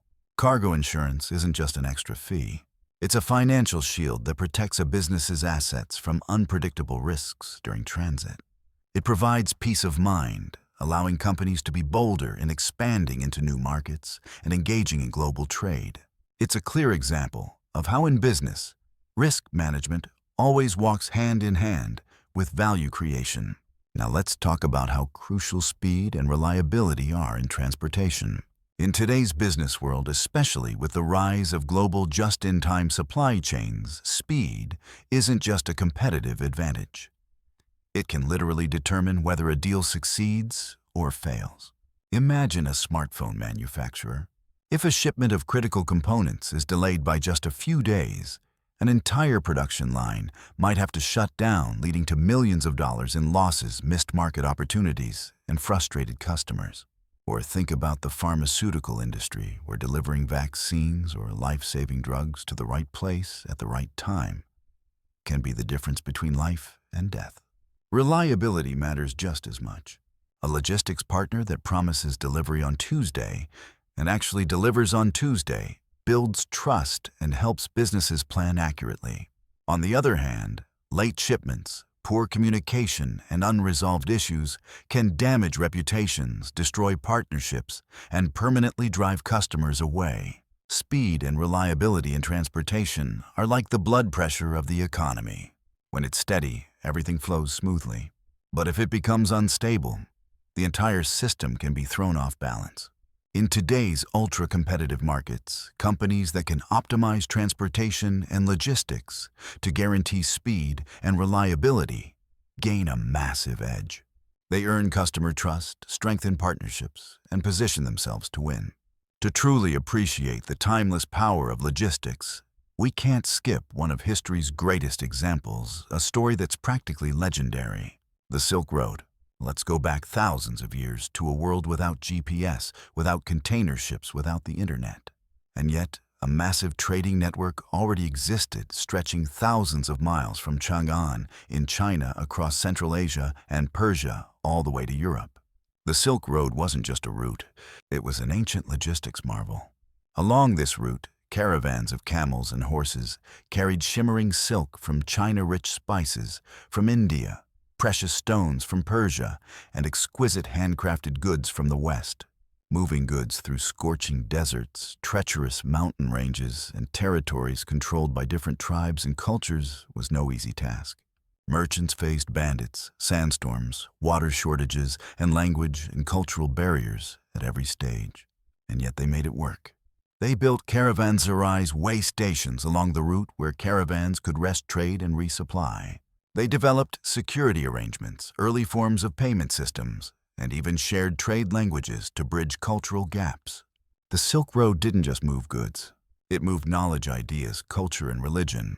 It connected distant civilizations and helped shape the world as we know it. This story gives us a powerful lesson.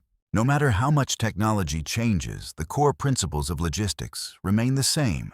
The ability to connect supply and demand, overcome geography and obstacles, and deliver value to the right place. It proves that even thousands of years ago, humans already knew how to organize and manage the movement of goods to build a more connected and prosperous world. So from the first wooden ships drifting across open seas, to roaring transcontinental trains, to towering container stacks on giant cargo vessels, and finally to the last-mile delivery truck that pulls up in front of your home. All of it is part of this incredible system we call transportation and logistics. And we usually don't notice it until something goes wrong. But that very invisibility is a sign of how well it works. Logistics is the invisible bloodstream of the global economy, constantly circulating resources, products, and value, ensuring that our world stays connected and keeps moving. Next time you receive a package, whether it's a book or a brand new laptop, take a moment to think about the journey it took to get to you. Think about the people, the vehicles, and the complex systems that worked tirelessly behind the scenes to make that delivery happen. Because that's the real beauty and power of transportation and logistics connecting the world. Thank you for joining me in this chapter. I'll see you in the next one from the Encyclopedia of Commerce, Accountancy, Business Administration, where we'll keep exploring other fascinating corners of the business world. Welcome back to the channel where we uncover the forgotten knowledge gems hidden inside the Encyclopedia of Commerce, Accountancy, Business Administration. Today, we're opening a chapter that no matter what industry you're in or what era you live in, will feel very familiar and incredibly important. Chapter 10. Marketing and Sales, the Art of Honest Persuasion. Sounds a little dry at first, right? But trust me, this thick old book from over a century ago is packed with marketing and sales lessons that even today's top experts would nod their heads at. Our goal today is to return to the most basic fundamentals, truly understanding your product deeply, understanding your customer, and building relationships based on sincerity and trust. Because no matter how fast technology changes human nature and buying behavior really don't. We're all used to the classic 4 Ps of the marketing mix: product, price, place, and promotion. Even though the encyclopedia doesn't use these modern terms, the core principles behind them are analyzed in surprising detail. What are 1. Product. The foundation of every relationship. Right from the beginning of this chapter, the book emphasizes how crucial it is to have a product or service that is genuinely good. It doesn't use the phrase value proposition the way we do today, but the core idea is the same. Your product has to solve a real need, deliver clear benefits, and be reliable in terms of quality. Back in the day, when information didn't spread at the speed of social media, the reputation of a product or of a merchant was everything. A poor quality product could destroy a business career almost overnight. The book talks about materials production processes and even how to package a product so it looks appealing and is properly protected. That tells us something important, whether it's the early 1900s or today. Truly knowing your product and being proud of what you sell is step 1 if you want to persuade anyone. You can't sell what you don't believe in, right? 2. Price more than just a number. When it comes to price, the encyclopedia breaks down how to set pricing based on production costs, transportation costs, and desired profit. But what's interesting is that it doesn't stop there. The book also hints at what we now call perceived value. A handcrafted item, for example, might not require expensive raw materials, but it can still command a higher price because of the skill, time, and artistry that went into making it. It also talks about adjusting prices to stay competitive or to stimulate demand in certain seasons. There were no complex pricing algorithms or real-time dynamic pricing back then. But the fundamental idea was already clear. You have to balance costs, profit, and what the market is willing to accept. Pricing isn't just a math problem. It's a psychological art form. You need to understand how much your customer is willing to pay for the value you're truly delivering. 3. Place distribution. How your product reaches the people who need it. In a world where transportation was still limited, the place element in this book was a massive challenge. It's not just about where to put a store so it's convenient. It's about the entire supply chain, from sourcing raw materials to production warehousing, to shipping by road, river, sea, or rail. The authors analyze the pros and cons of different distribution channels: selling directly in a storefront, shipping by mail, or working through agents and intermediaries. What that tells us is this: making sure your product is available at the right time, in the right place, has always been critical. Today we've got e-commerce, same-day delivery, and global fulfillment centers. But the essence is still the same. How do you remove friction and make it as easy and convenient as possible for your customer to get what they want? 4. Promotion, the core of persuasion. And this is where we really dive deep. The encyclopedia describes early forms of advertising and personal selling: newspaper ads, flyers, posters, direct mail. Those were the digital marketing channels of that era. Understanding buyer psychology and the power of listening. What amazed me most about this old book is how deeply it understands human psychology. It doesn't just list advertising methods, it explains why they work. A great salesperson, according to the book, is not the person who talks the most, but the one who knows how to listen. It advises salespeople to ask questions to uncover the customer's needs, desires, and even their fears. A woman buying fabric might not only care about the color or material, but also whether it's durable, easy to wash, and suitable for making clothes for her kids. A farmer buying machinery might worry about maintenance costs or whether the equipment works well with his specific soil conditions. Listening helps you discover your customer's pain points so that you can present your product as the perfect solution. That's a golden rule in any modern sales course, and it was already there in the encyclopedia over 100 years ago. Honestly, that's pretty incredible. Sales is not trickery. It's helping people solve their problems. This is the most powerful message Chapter 10 wants to deliver. In a world where salespeople are sometimes viewed with suspicion, this book gives the role a very positive and ethical definition. It emphasizes that true selling is the process of educating the customer, helping them see the real value in your product or service. It's not about fancy words to extract money from someone. It's about building trust and long-term relationships. When you genuinely help a customer solve their problem, you don't just sell one item, you create a loyal customer. And a happy customer becomes your best marketer through good old-fashioned word of mouth, a marketing channel that's incredibly powerful in the 19th, 20th, and 21st centuries alike. Early advertising techniques that still work today. Now let's look at a few advertising techniques the encyclopedia mentions. You'll quickly see that we're still using them everywhere today because they tap straight into basic human psychology. 1. Focus on benefits, not just features. Instead of saying product A is made from XYZ materials, they would say something like, Product A helps you save time, makes your life easier, and brings more comfort into your daily routine. Psychology. People buy outcomes, not tools. They want solutions to their problems. 2. Clear calls to action. Visit our store today. Write to us to receive a free catalog. Limited special offer. Psychology. People need direction. Clear instructions, reduce hesitation. 3. Create scarcity or urgencies, limited edition, offer valid for 3 days only a few left in stock. Psychology. Fear of missing out, FOMO, is a strong motivator. Scarcity increases perceived value. 4. Use testimonials and influencers. There was no Instagram or TikTok, but they still used respected names. Mr. X and Mrs. Y, well known in the community, are delighted with our product, or Professor Z has praised our solution. Psychology. People trust social proof. If others, especially credible people, have tried and liked something, we're more likely to trust it too. 5. Storytelling.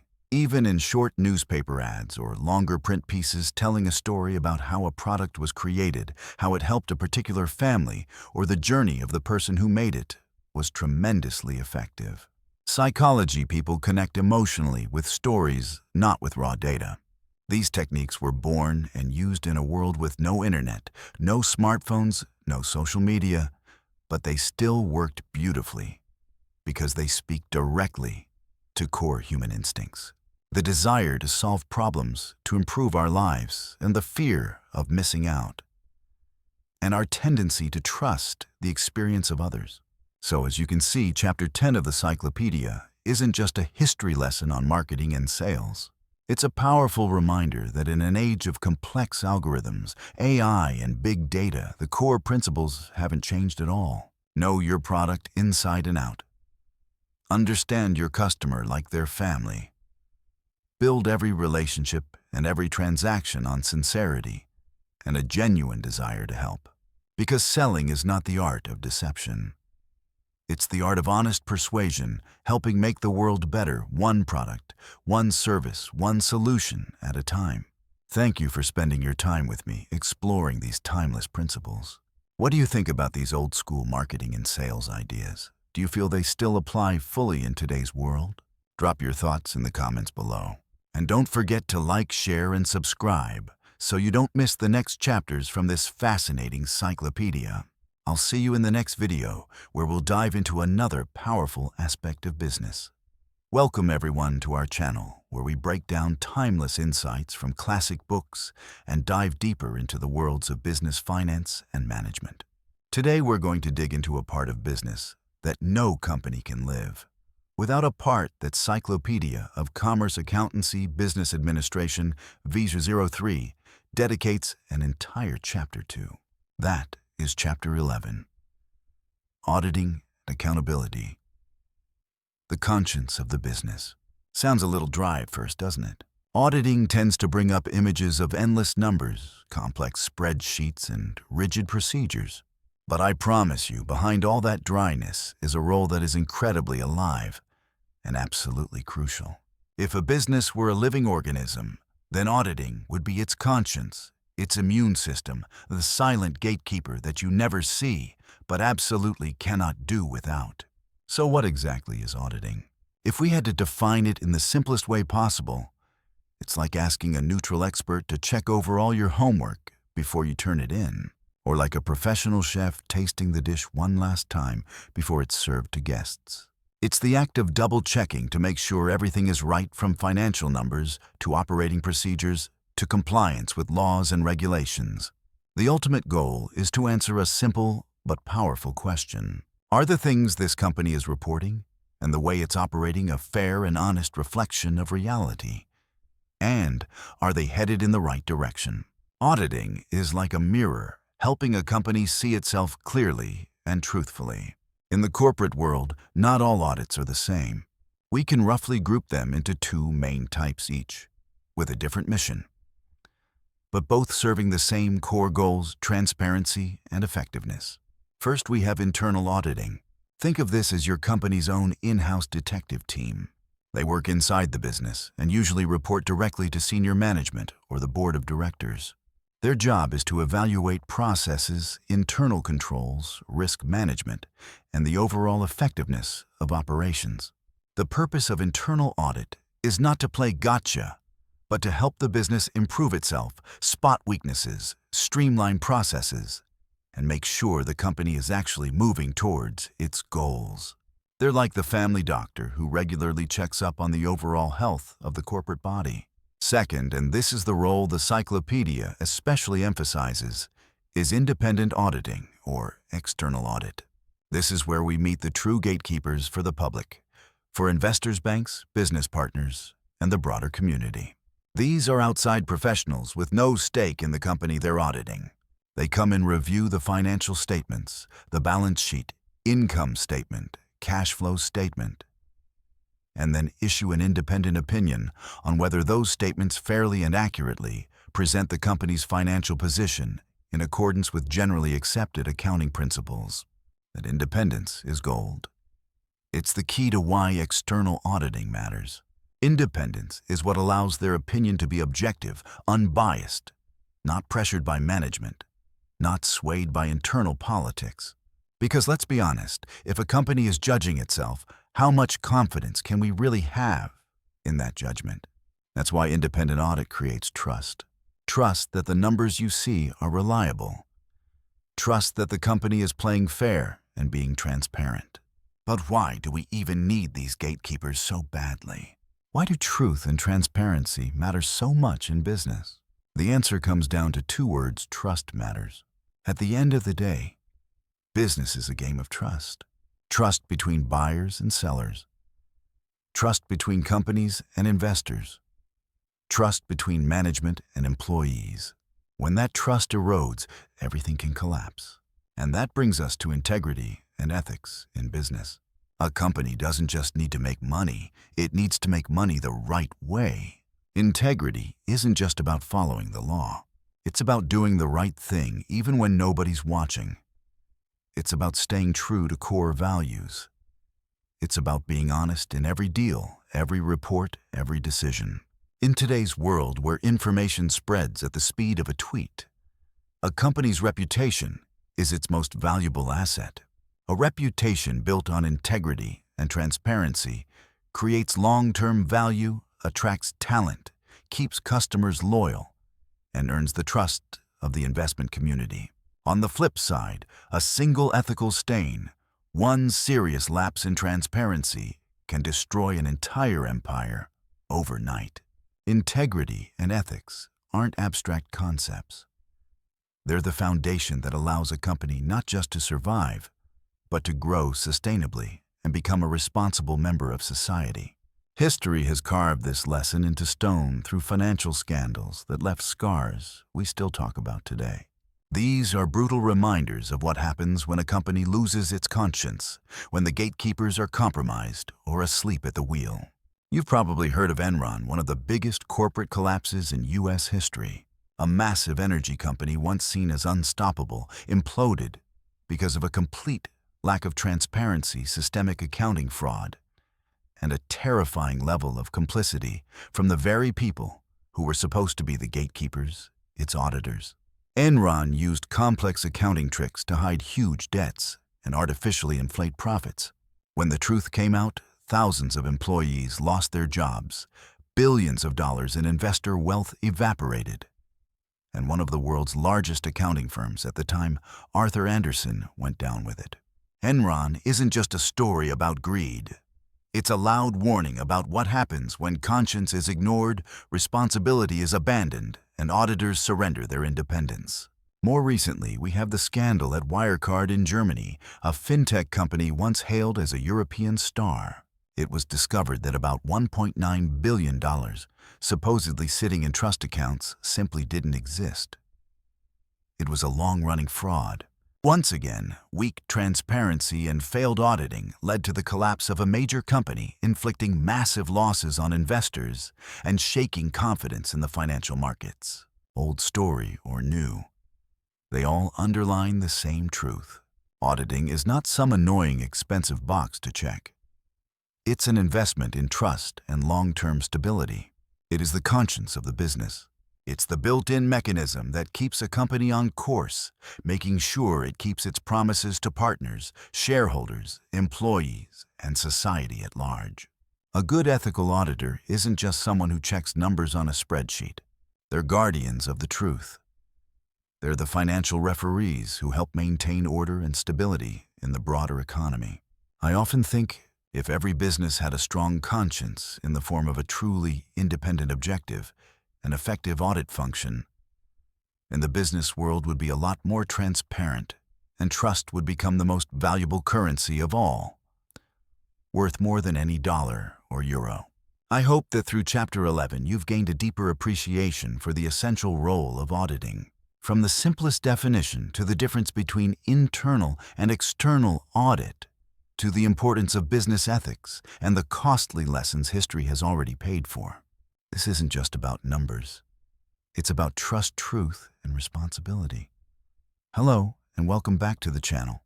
If you've been diving deep with me into the massive encyclopedia of commerce, accountancy, business administration, V's 03 of 10 chances, or your brain is now packed with concepts and principles that sound very business, very finance, and sometimes a little disconnected from everyday life. I get that feeling. It's like you've just finished a thick Gordon Ramsay cookbook, and then you sit there wondering, okay, so what do I actually cook first? That's exactly why we have this section's 7-day action plan from knowledge to real life. Because I always say knowledge only has value when you turn it into action.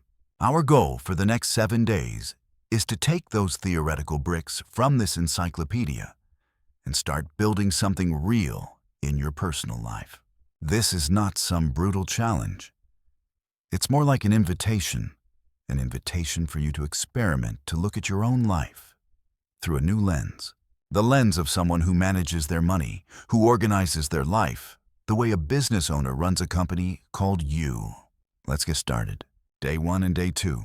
Become the CFO of You Inc. Sounds big, right, Chief Financial Officer?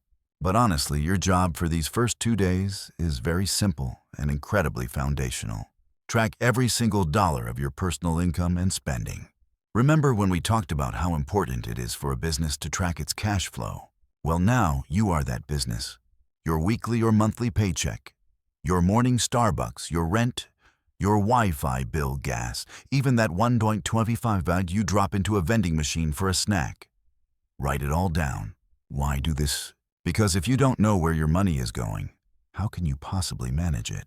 This is your first step towards seeing your real financial health.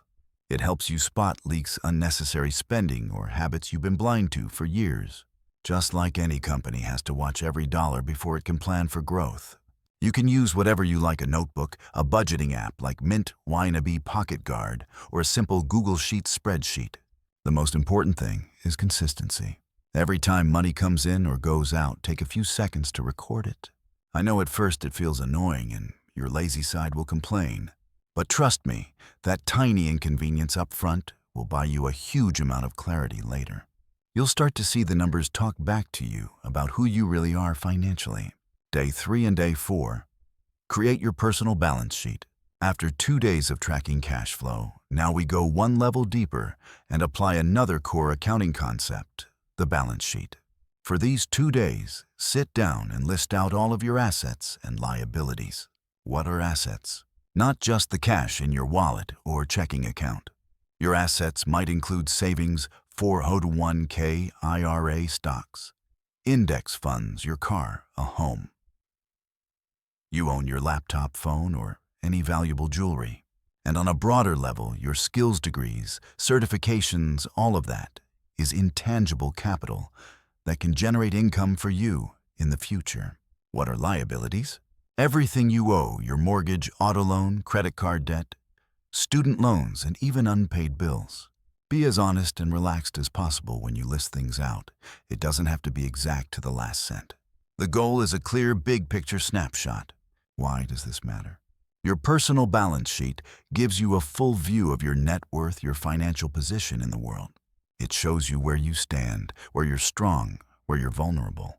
And just like companies need that picture to build strategy, you need it to chart your future. Buying a home in 3 years, building an investment portfolio, or even aiming for FIRE. Financial independence, retire early. Don't be afraid of the numbers. The truth can sting a little. But it's always the first step toward real change. Day 5. Study the value stream of a local business you love. Okay, time to step outside your personal company. Today, we're going to look outward. On day 5, pick a local business you love.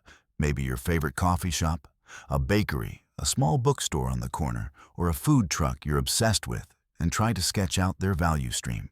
What's a value stream? It's the entire journey from raw inputs to the moment the product or service reaches the customer. For example, if it's a coffee shop, inputs. Where do the coffee beans come from? A local roaster, imported from Colombia. What about milk, syrups, cups? Production. How does the barista grind brew and prepare each drink? Marketing, sales. Do they use Instagram window signs? Word of mouth? Logistics. How do they manage inventory, maintain the espresso machine, restock? Service. How do they greet customers, take orders, and build the overall experience? You don't need insider details, just observe like someone who understands how business works. Why do this? Because it trains you to see the world through an analytical lens. You'll realize that behind every latte you sip is an entire chain of carefully organized activities. Seeing that chain helps bridge theory and reality, turning abstract knowledge into something you can feel and recognize in your everyday life. Day 6 and Day 7. Plan one small goal using management thinking. We've tracked your personal finances, mapped your assets and debts, and observed how a real-life business operates. Now it's time for you to become the project manager of your own life. Over these last 2 days, pick one small personal goal and build a plan for it using management principles. What's a small goal? Something modest but meaningful, like learning a new skill, 10 minutes of ukulele a day, 30 minutes of English, finishing a book, building a habit of 15 minutes of morning exercise, or any mini project you've been putting off. Pick something doable, but with just enough challenge. Here's how to apply management thinking. 1. Define a clear goal. The more specific, the better. For example, study English 20 minutes a day and complete 1 chapter of my course in 7 days. 2. Identify your resources. Time. When during the day are you actually free? Money. Do you need to buy a book or an app? Tools. What materials, apps, or guidance will you use? Energy. Are you sharper in the morning or at night? 3. Break it into actionable steps. Step 1. Choose your learning material. Step 2. Set a fixed daily schedule. Step 3. Prepare your study space. Step 4. Stick to the schedule. Step 5. At the end of each day, week review what worked and what didn't. 4. Identify risks, optional but powerful. What's most likely to make you quit? How will you handle it when that happens? Why do this? Because every successful business starts with a clear plan. And when you apply management thinking to your own personal goals, you're not just sharpening your organizational skills, you're also reinforcing the belief that you can accomplish things, as long as you break them down and take the first step. And that's our 7-day action plan, from knowledge to real life. See what we just did? We went from the dense, sometimes dry pages of an old-school business encyclopedia to tracking every dollar you spend, mapping out your personal finances, observing real-world businesses around you, and finally, planning a concrete goal for your own life. The most important thing is not doing this perfectly. The most important thing is that you start. Start taking action. Start applying what you've learned. Start thinking like someone who actively runs their own life. You are the most important business you'll ever manage. And these principles are some of the most powerful tools you'll ever have. I genuinely hope this 7-day roadmap becomes a springboard to turn knowledge into habits and visible action in your daily life. It can completely change how you look at money work and your personal goals. Don't just listen to me talk about it. Start today. Grab a notebook, open an app, or simply sit down and think things through. And don't forget to share your experience in the comments. I'd love to hear what you've tried and what you've discovered. Remember, a journey of 1,000 miles begins with a single step. And you, my friend, are ready to take that step. Thank you for listening, welcome back, and congratulations to us both. We've just gone through a journey that was anything but short, honestly. It was pretty long working our way through the dense, knowledge-packed pages of Encyclopedia of Commerce, Accountancy, Business Administration, Vert 03. A book that at first glance looks dry, outdated, and over a century old. But as I've been repeating throughout this entire series, the core principles, the foundations of commerce and management, are still right there, fully intact. They're like bedrock, and today's global business world, from Wall Street to Silicon Valley, is still standing on top of those same foundations. If you remember, all throughout this video, I've tried to break down, dissect, and analyze each part, each chapter, each concept as carefully as possible, so that we don't just read them, but actually understand them. Not just understand, but feel them. And most importantly, actually apply them to our own world of business, personal finance, and modern work. But now, after everything we've explored, learned, and even argued with, mostly in my own head. Of course, if I had to choose only 3 things for you to carry with you. After this video, 3 golden gems worth carving deep into your memory. These would be it. This is a summary of 3 golden lessons that I've distilled from everything we've covered together. Get ready, because no matter what you do, or where you are working a 9-to-5, running a small business, or freelancing, I truly believe these will be incredibly useful. Golden lesson number 1. Transparency is the foundation. This is the first and probably the most important one. It sounds simple, right? Transparency. Honesty. We've all heard those words. But in the business world, especially when we're talking about numbers, transparency has a much deeper meaning. This encyclopedia, even though it was written long before our time, constantly emphasizes the importance of accurate bookkeeping, honest financial reporting, and unbiased analysis of data. Why? Because numbers don't make up stories for you. They are the most trustworthy guide you have in making any business decision. I've seen and read countless case studies about companies that didn't collapse because they lacked ideas, or talent they collapsed because they lacked transparency. From trying to pretty up financial statements, to attract investors, to pretending not to see small early losses, all of that can snowball into a really ugly ending. The moment you start hiding the truth inside the numbers, you're basically throwing your compass overboard while still out at sea. Think about it this way. If you want to know your health condition, you'd want your doctor to tell you the truth about your test results, even if they're bad, right? Not a polished version just to make you feel better. Business is the same. The numbers are the heartbeat, the blood pressure, the vital signs of your company. If you're not honest with them, or you're afraid to face what they really say, you simply cannot make the right calls. Transparency isn't just not lying. It's actively seeking the truth. It's choosing to put all the data on the table, good or bad, so that everyone involved, leadership, investors, employees, can see a big enough and clear enough picture. That's the foundation for building trust, for spotting problems early, and for making timely course corrections. A business that lacks transparency, whether in the US or anywhere else, will eventually lose the trust of the market, its partners, and ultimately, its own people. Golden lesson number 2. Value is a flow. We usually think of success as accumulation, accumulating assets, money, power. But this book, together with many modern business philosophies, gives us a deeper lens. Real success is not about how much you hoard, but about how you create and circulate value. Picture value as a river. If water is trapped and just sits there in a still pond, it becomes stale and slowly dries up. But when water flows through channels, turbines, fields, it creates energy, nourishes plants, communities, an entire region. Business works the same way. Value isn't just the product or service you sell. It's the solution you bring to your customers. It's the jobs you create for your employees. It's the innovation you contribute to your industry. It's the knowledge you share with your community. And most importantly, that value needs to be exchanged fairly. Customers should feel that what they get is worth what they pay. Employees should feel that their compensation is worthy of their effort and talent. Partners should feel that the collaboration is truly win-win.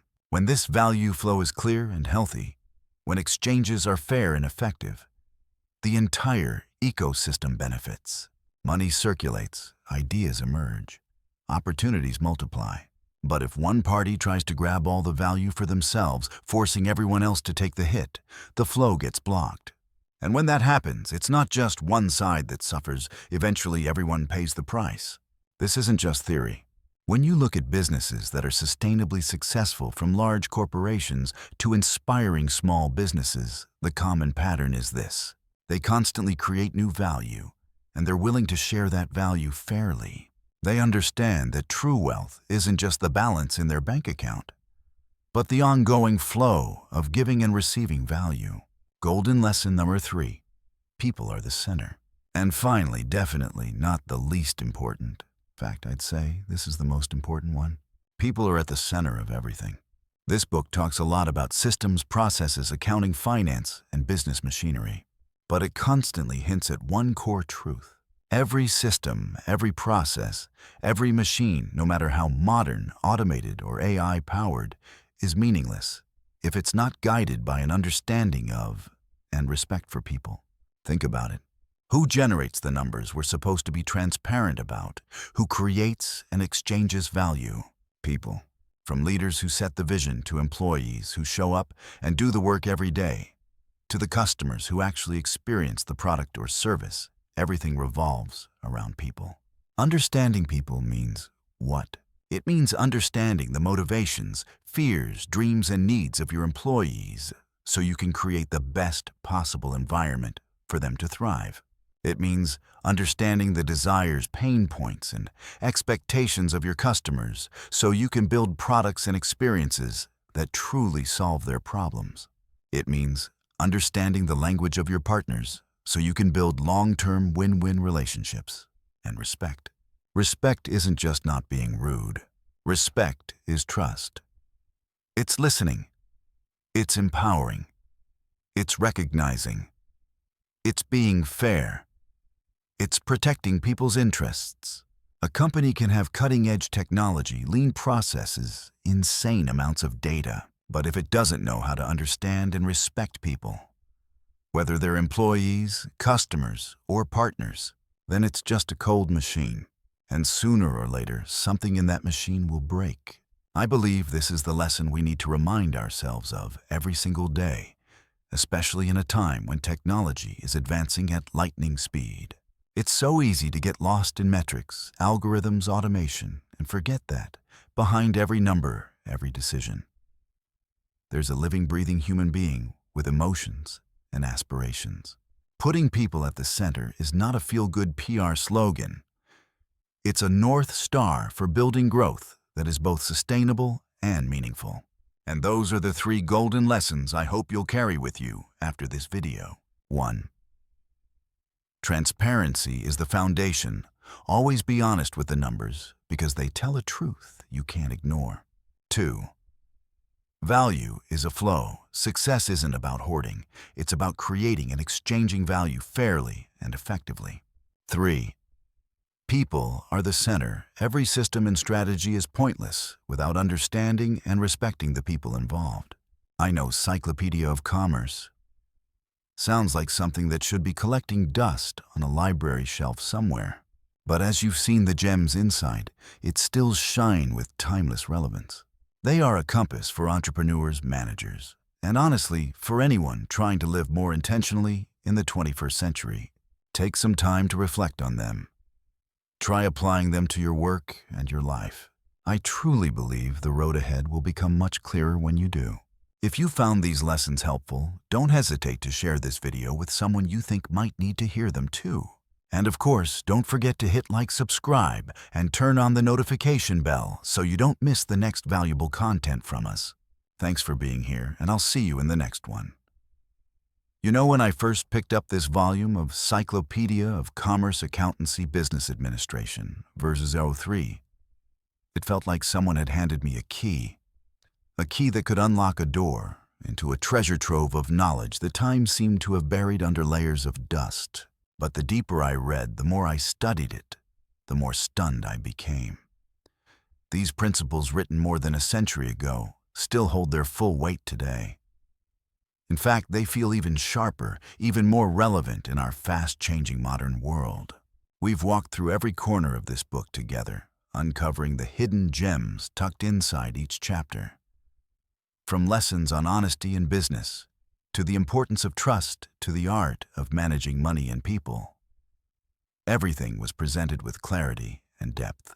And now, as our journey with this book comes to a pause, I truly believe this is where our story actually begins. The purpose of digging into classics like this isn't just to listen or admire them from afar. It's to be inspired, to feel a spark that pushes us to turn those seeds of knowledge into real, tangible action.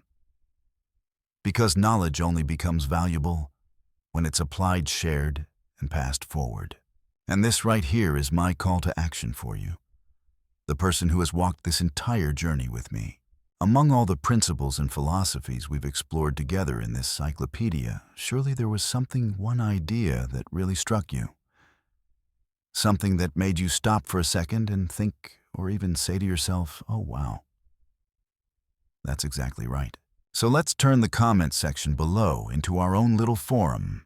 I genuinely love to know which classic business principle impressed you the most. Share it in the comments below. Maybe it was the importance of ethics, or the wisdom behind smart financial management, or even the art of communication the book emphasized. Whatever it is, don't hesitate to share it. Whether it's a thought, a new angle, a question, or even a personal experience. Your comment isn't just a comment. It's a spark, one that can make our entire community richer and deeper. Let's learn from each other. Let's grow together. And if you feel that pull, the desire to keep uncovering more timeless wisdom, to keep digging for the intellectual gems the world has forgotten to understand, not the foundations of success and sustainable growth, then you're exactly where you need to be. If you value timeless knowledge the way I do, make sure to subscribe. Hit that subscribe button and turn on notifications. That way, you won't miss any of our future knowledge-packed adventures. Together, we'll continue unearthing more of these treasures, from classic books to groundbreaking ideas, and we'll apply them to the world we're living in right now. Become a part of this community of lifelong learners. Now let me ask you something. Do you think the ideas and perspectives we shared today could light a spark in someone else's life? Maybe a friend dreaming about starting a business, a coworker searching for direction, or even a family member who could use a meaningful gift of knowledge. If so, don't hesitate to share this video with someone who's building their career. Think of it as a gift, a seed of wisdom that you're planting in the soil of another curious mind. A small action from you could make a huge impact, helping someone find clarity, inspiration, or even that one answer they've been searching for. Knowledge multiplies when it's shared. And finally, and maybe most importantly, yes, this book is finished. We've just wrapped up Chapter 3 of Encyclopedia of Commerce Accountancy Business Administration. But your story, your career, your journey of self-growth, your path of taking classic principles and shaping them into modern success, that story is only just beginning. You are the one holding the pen. You are the architect of every chapter that comes next. Don't let these ideas remain just thoughts you once heard. Turn them into action, into bold decisions, into deliberate habits, into confident steps on the path you've chosen. Be the one who writes the next chapter. A chapter where knowledge and action come together, creating success that's not only impressive, but meaningful and lasting. A chapter where you're not just a learner, but a doer, a builder, a creator. Thank you so much for joining me on this journey through the encyclopedia. Knowledge is endless, and so is our journey of discovery. And remember, everything you need to shape your future is already in your hands. I'll see you in the next video where we'll dive into even more horizons of timeless wisdom. Wishing you strength and clarity on the path you've chosen.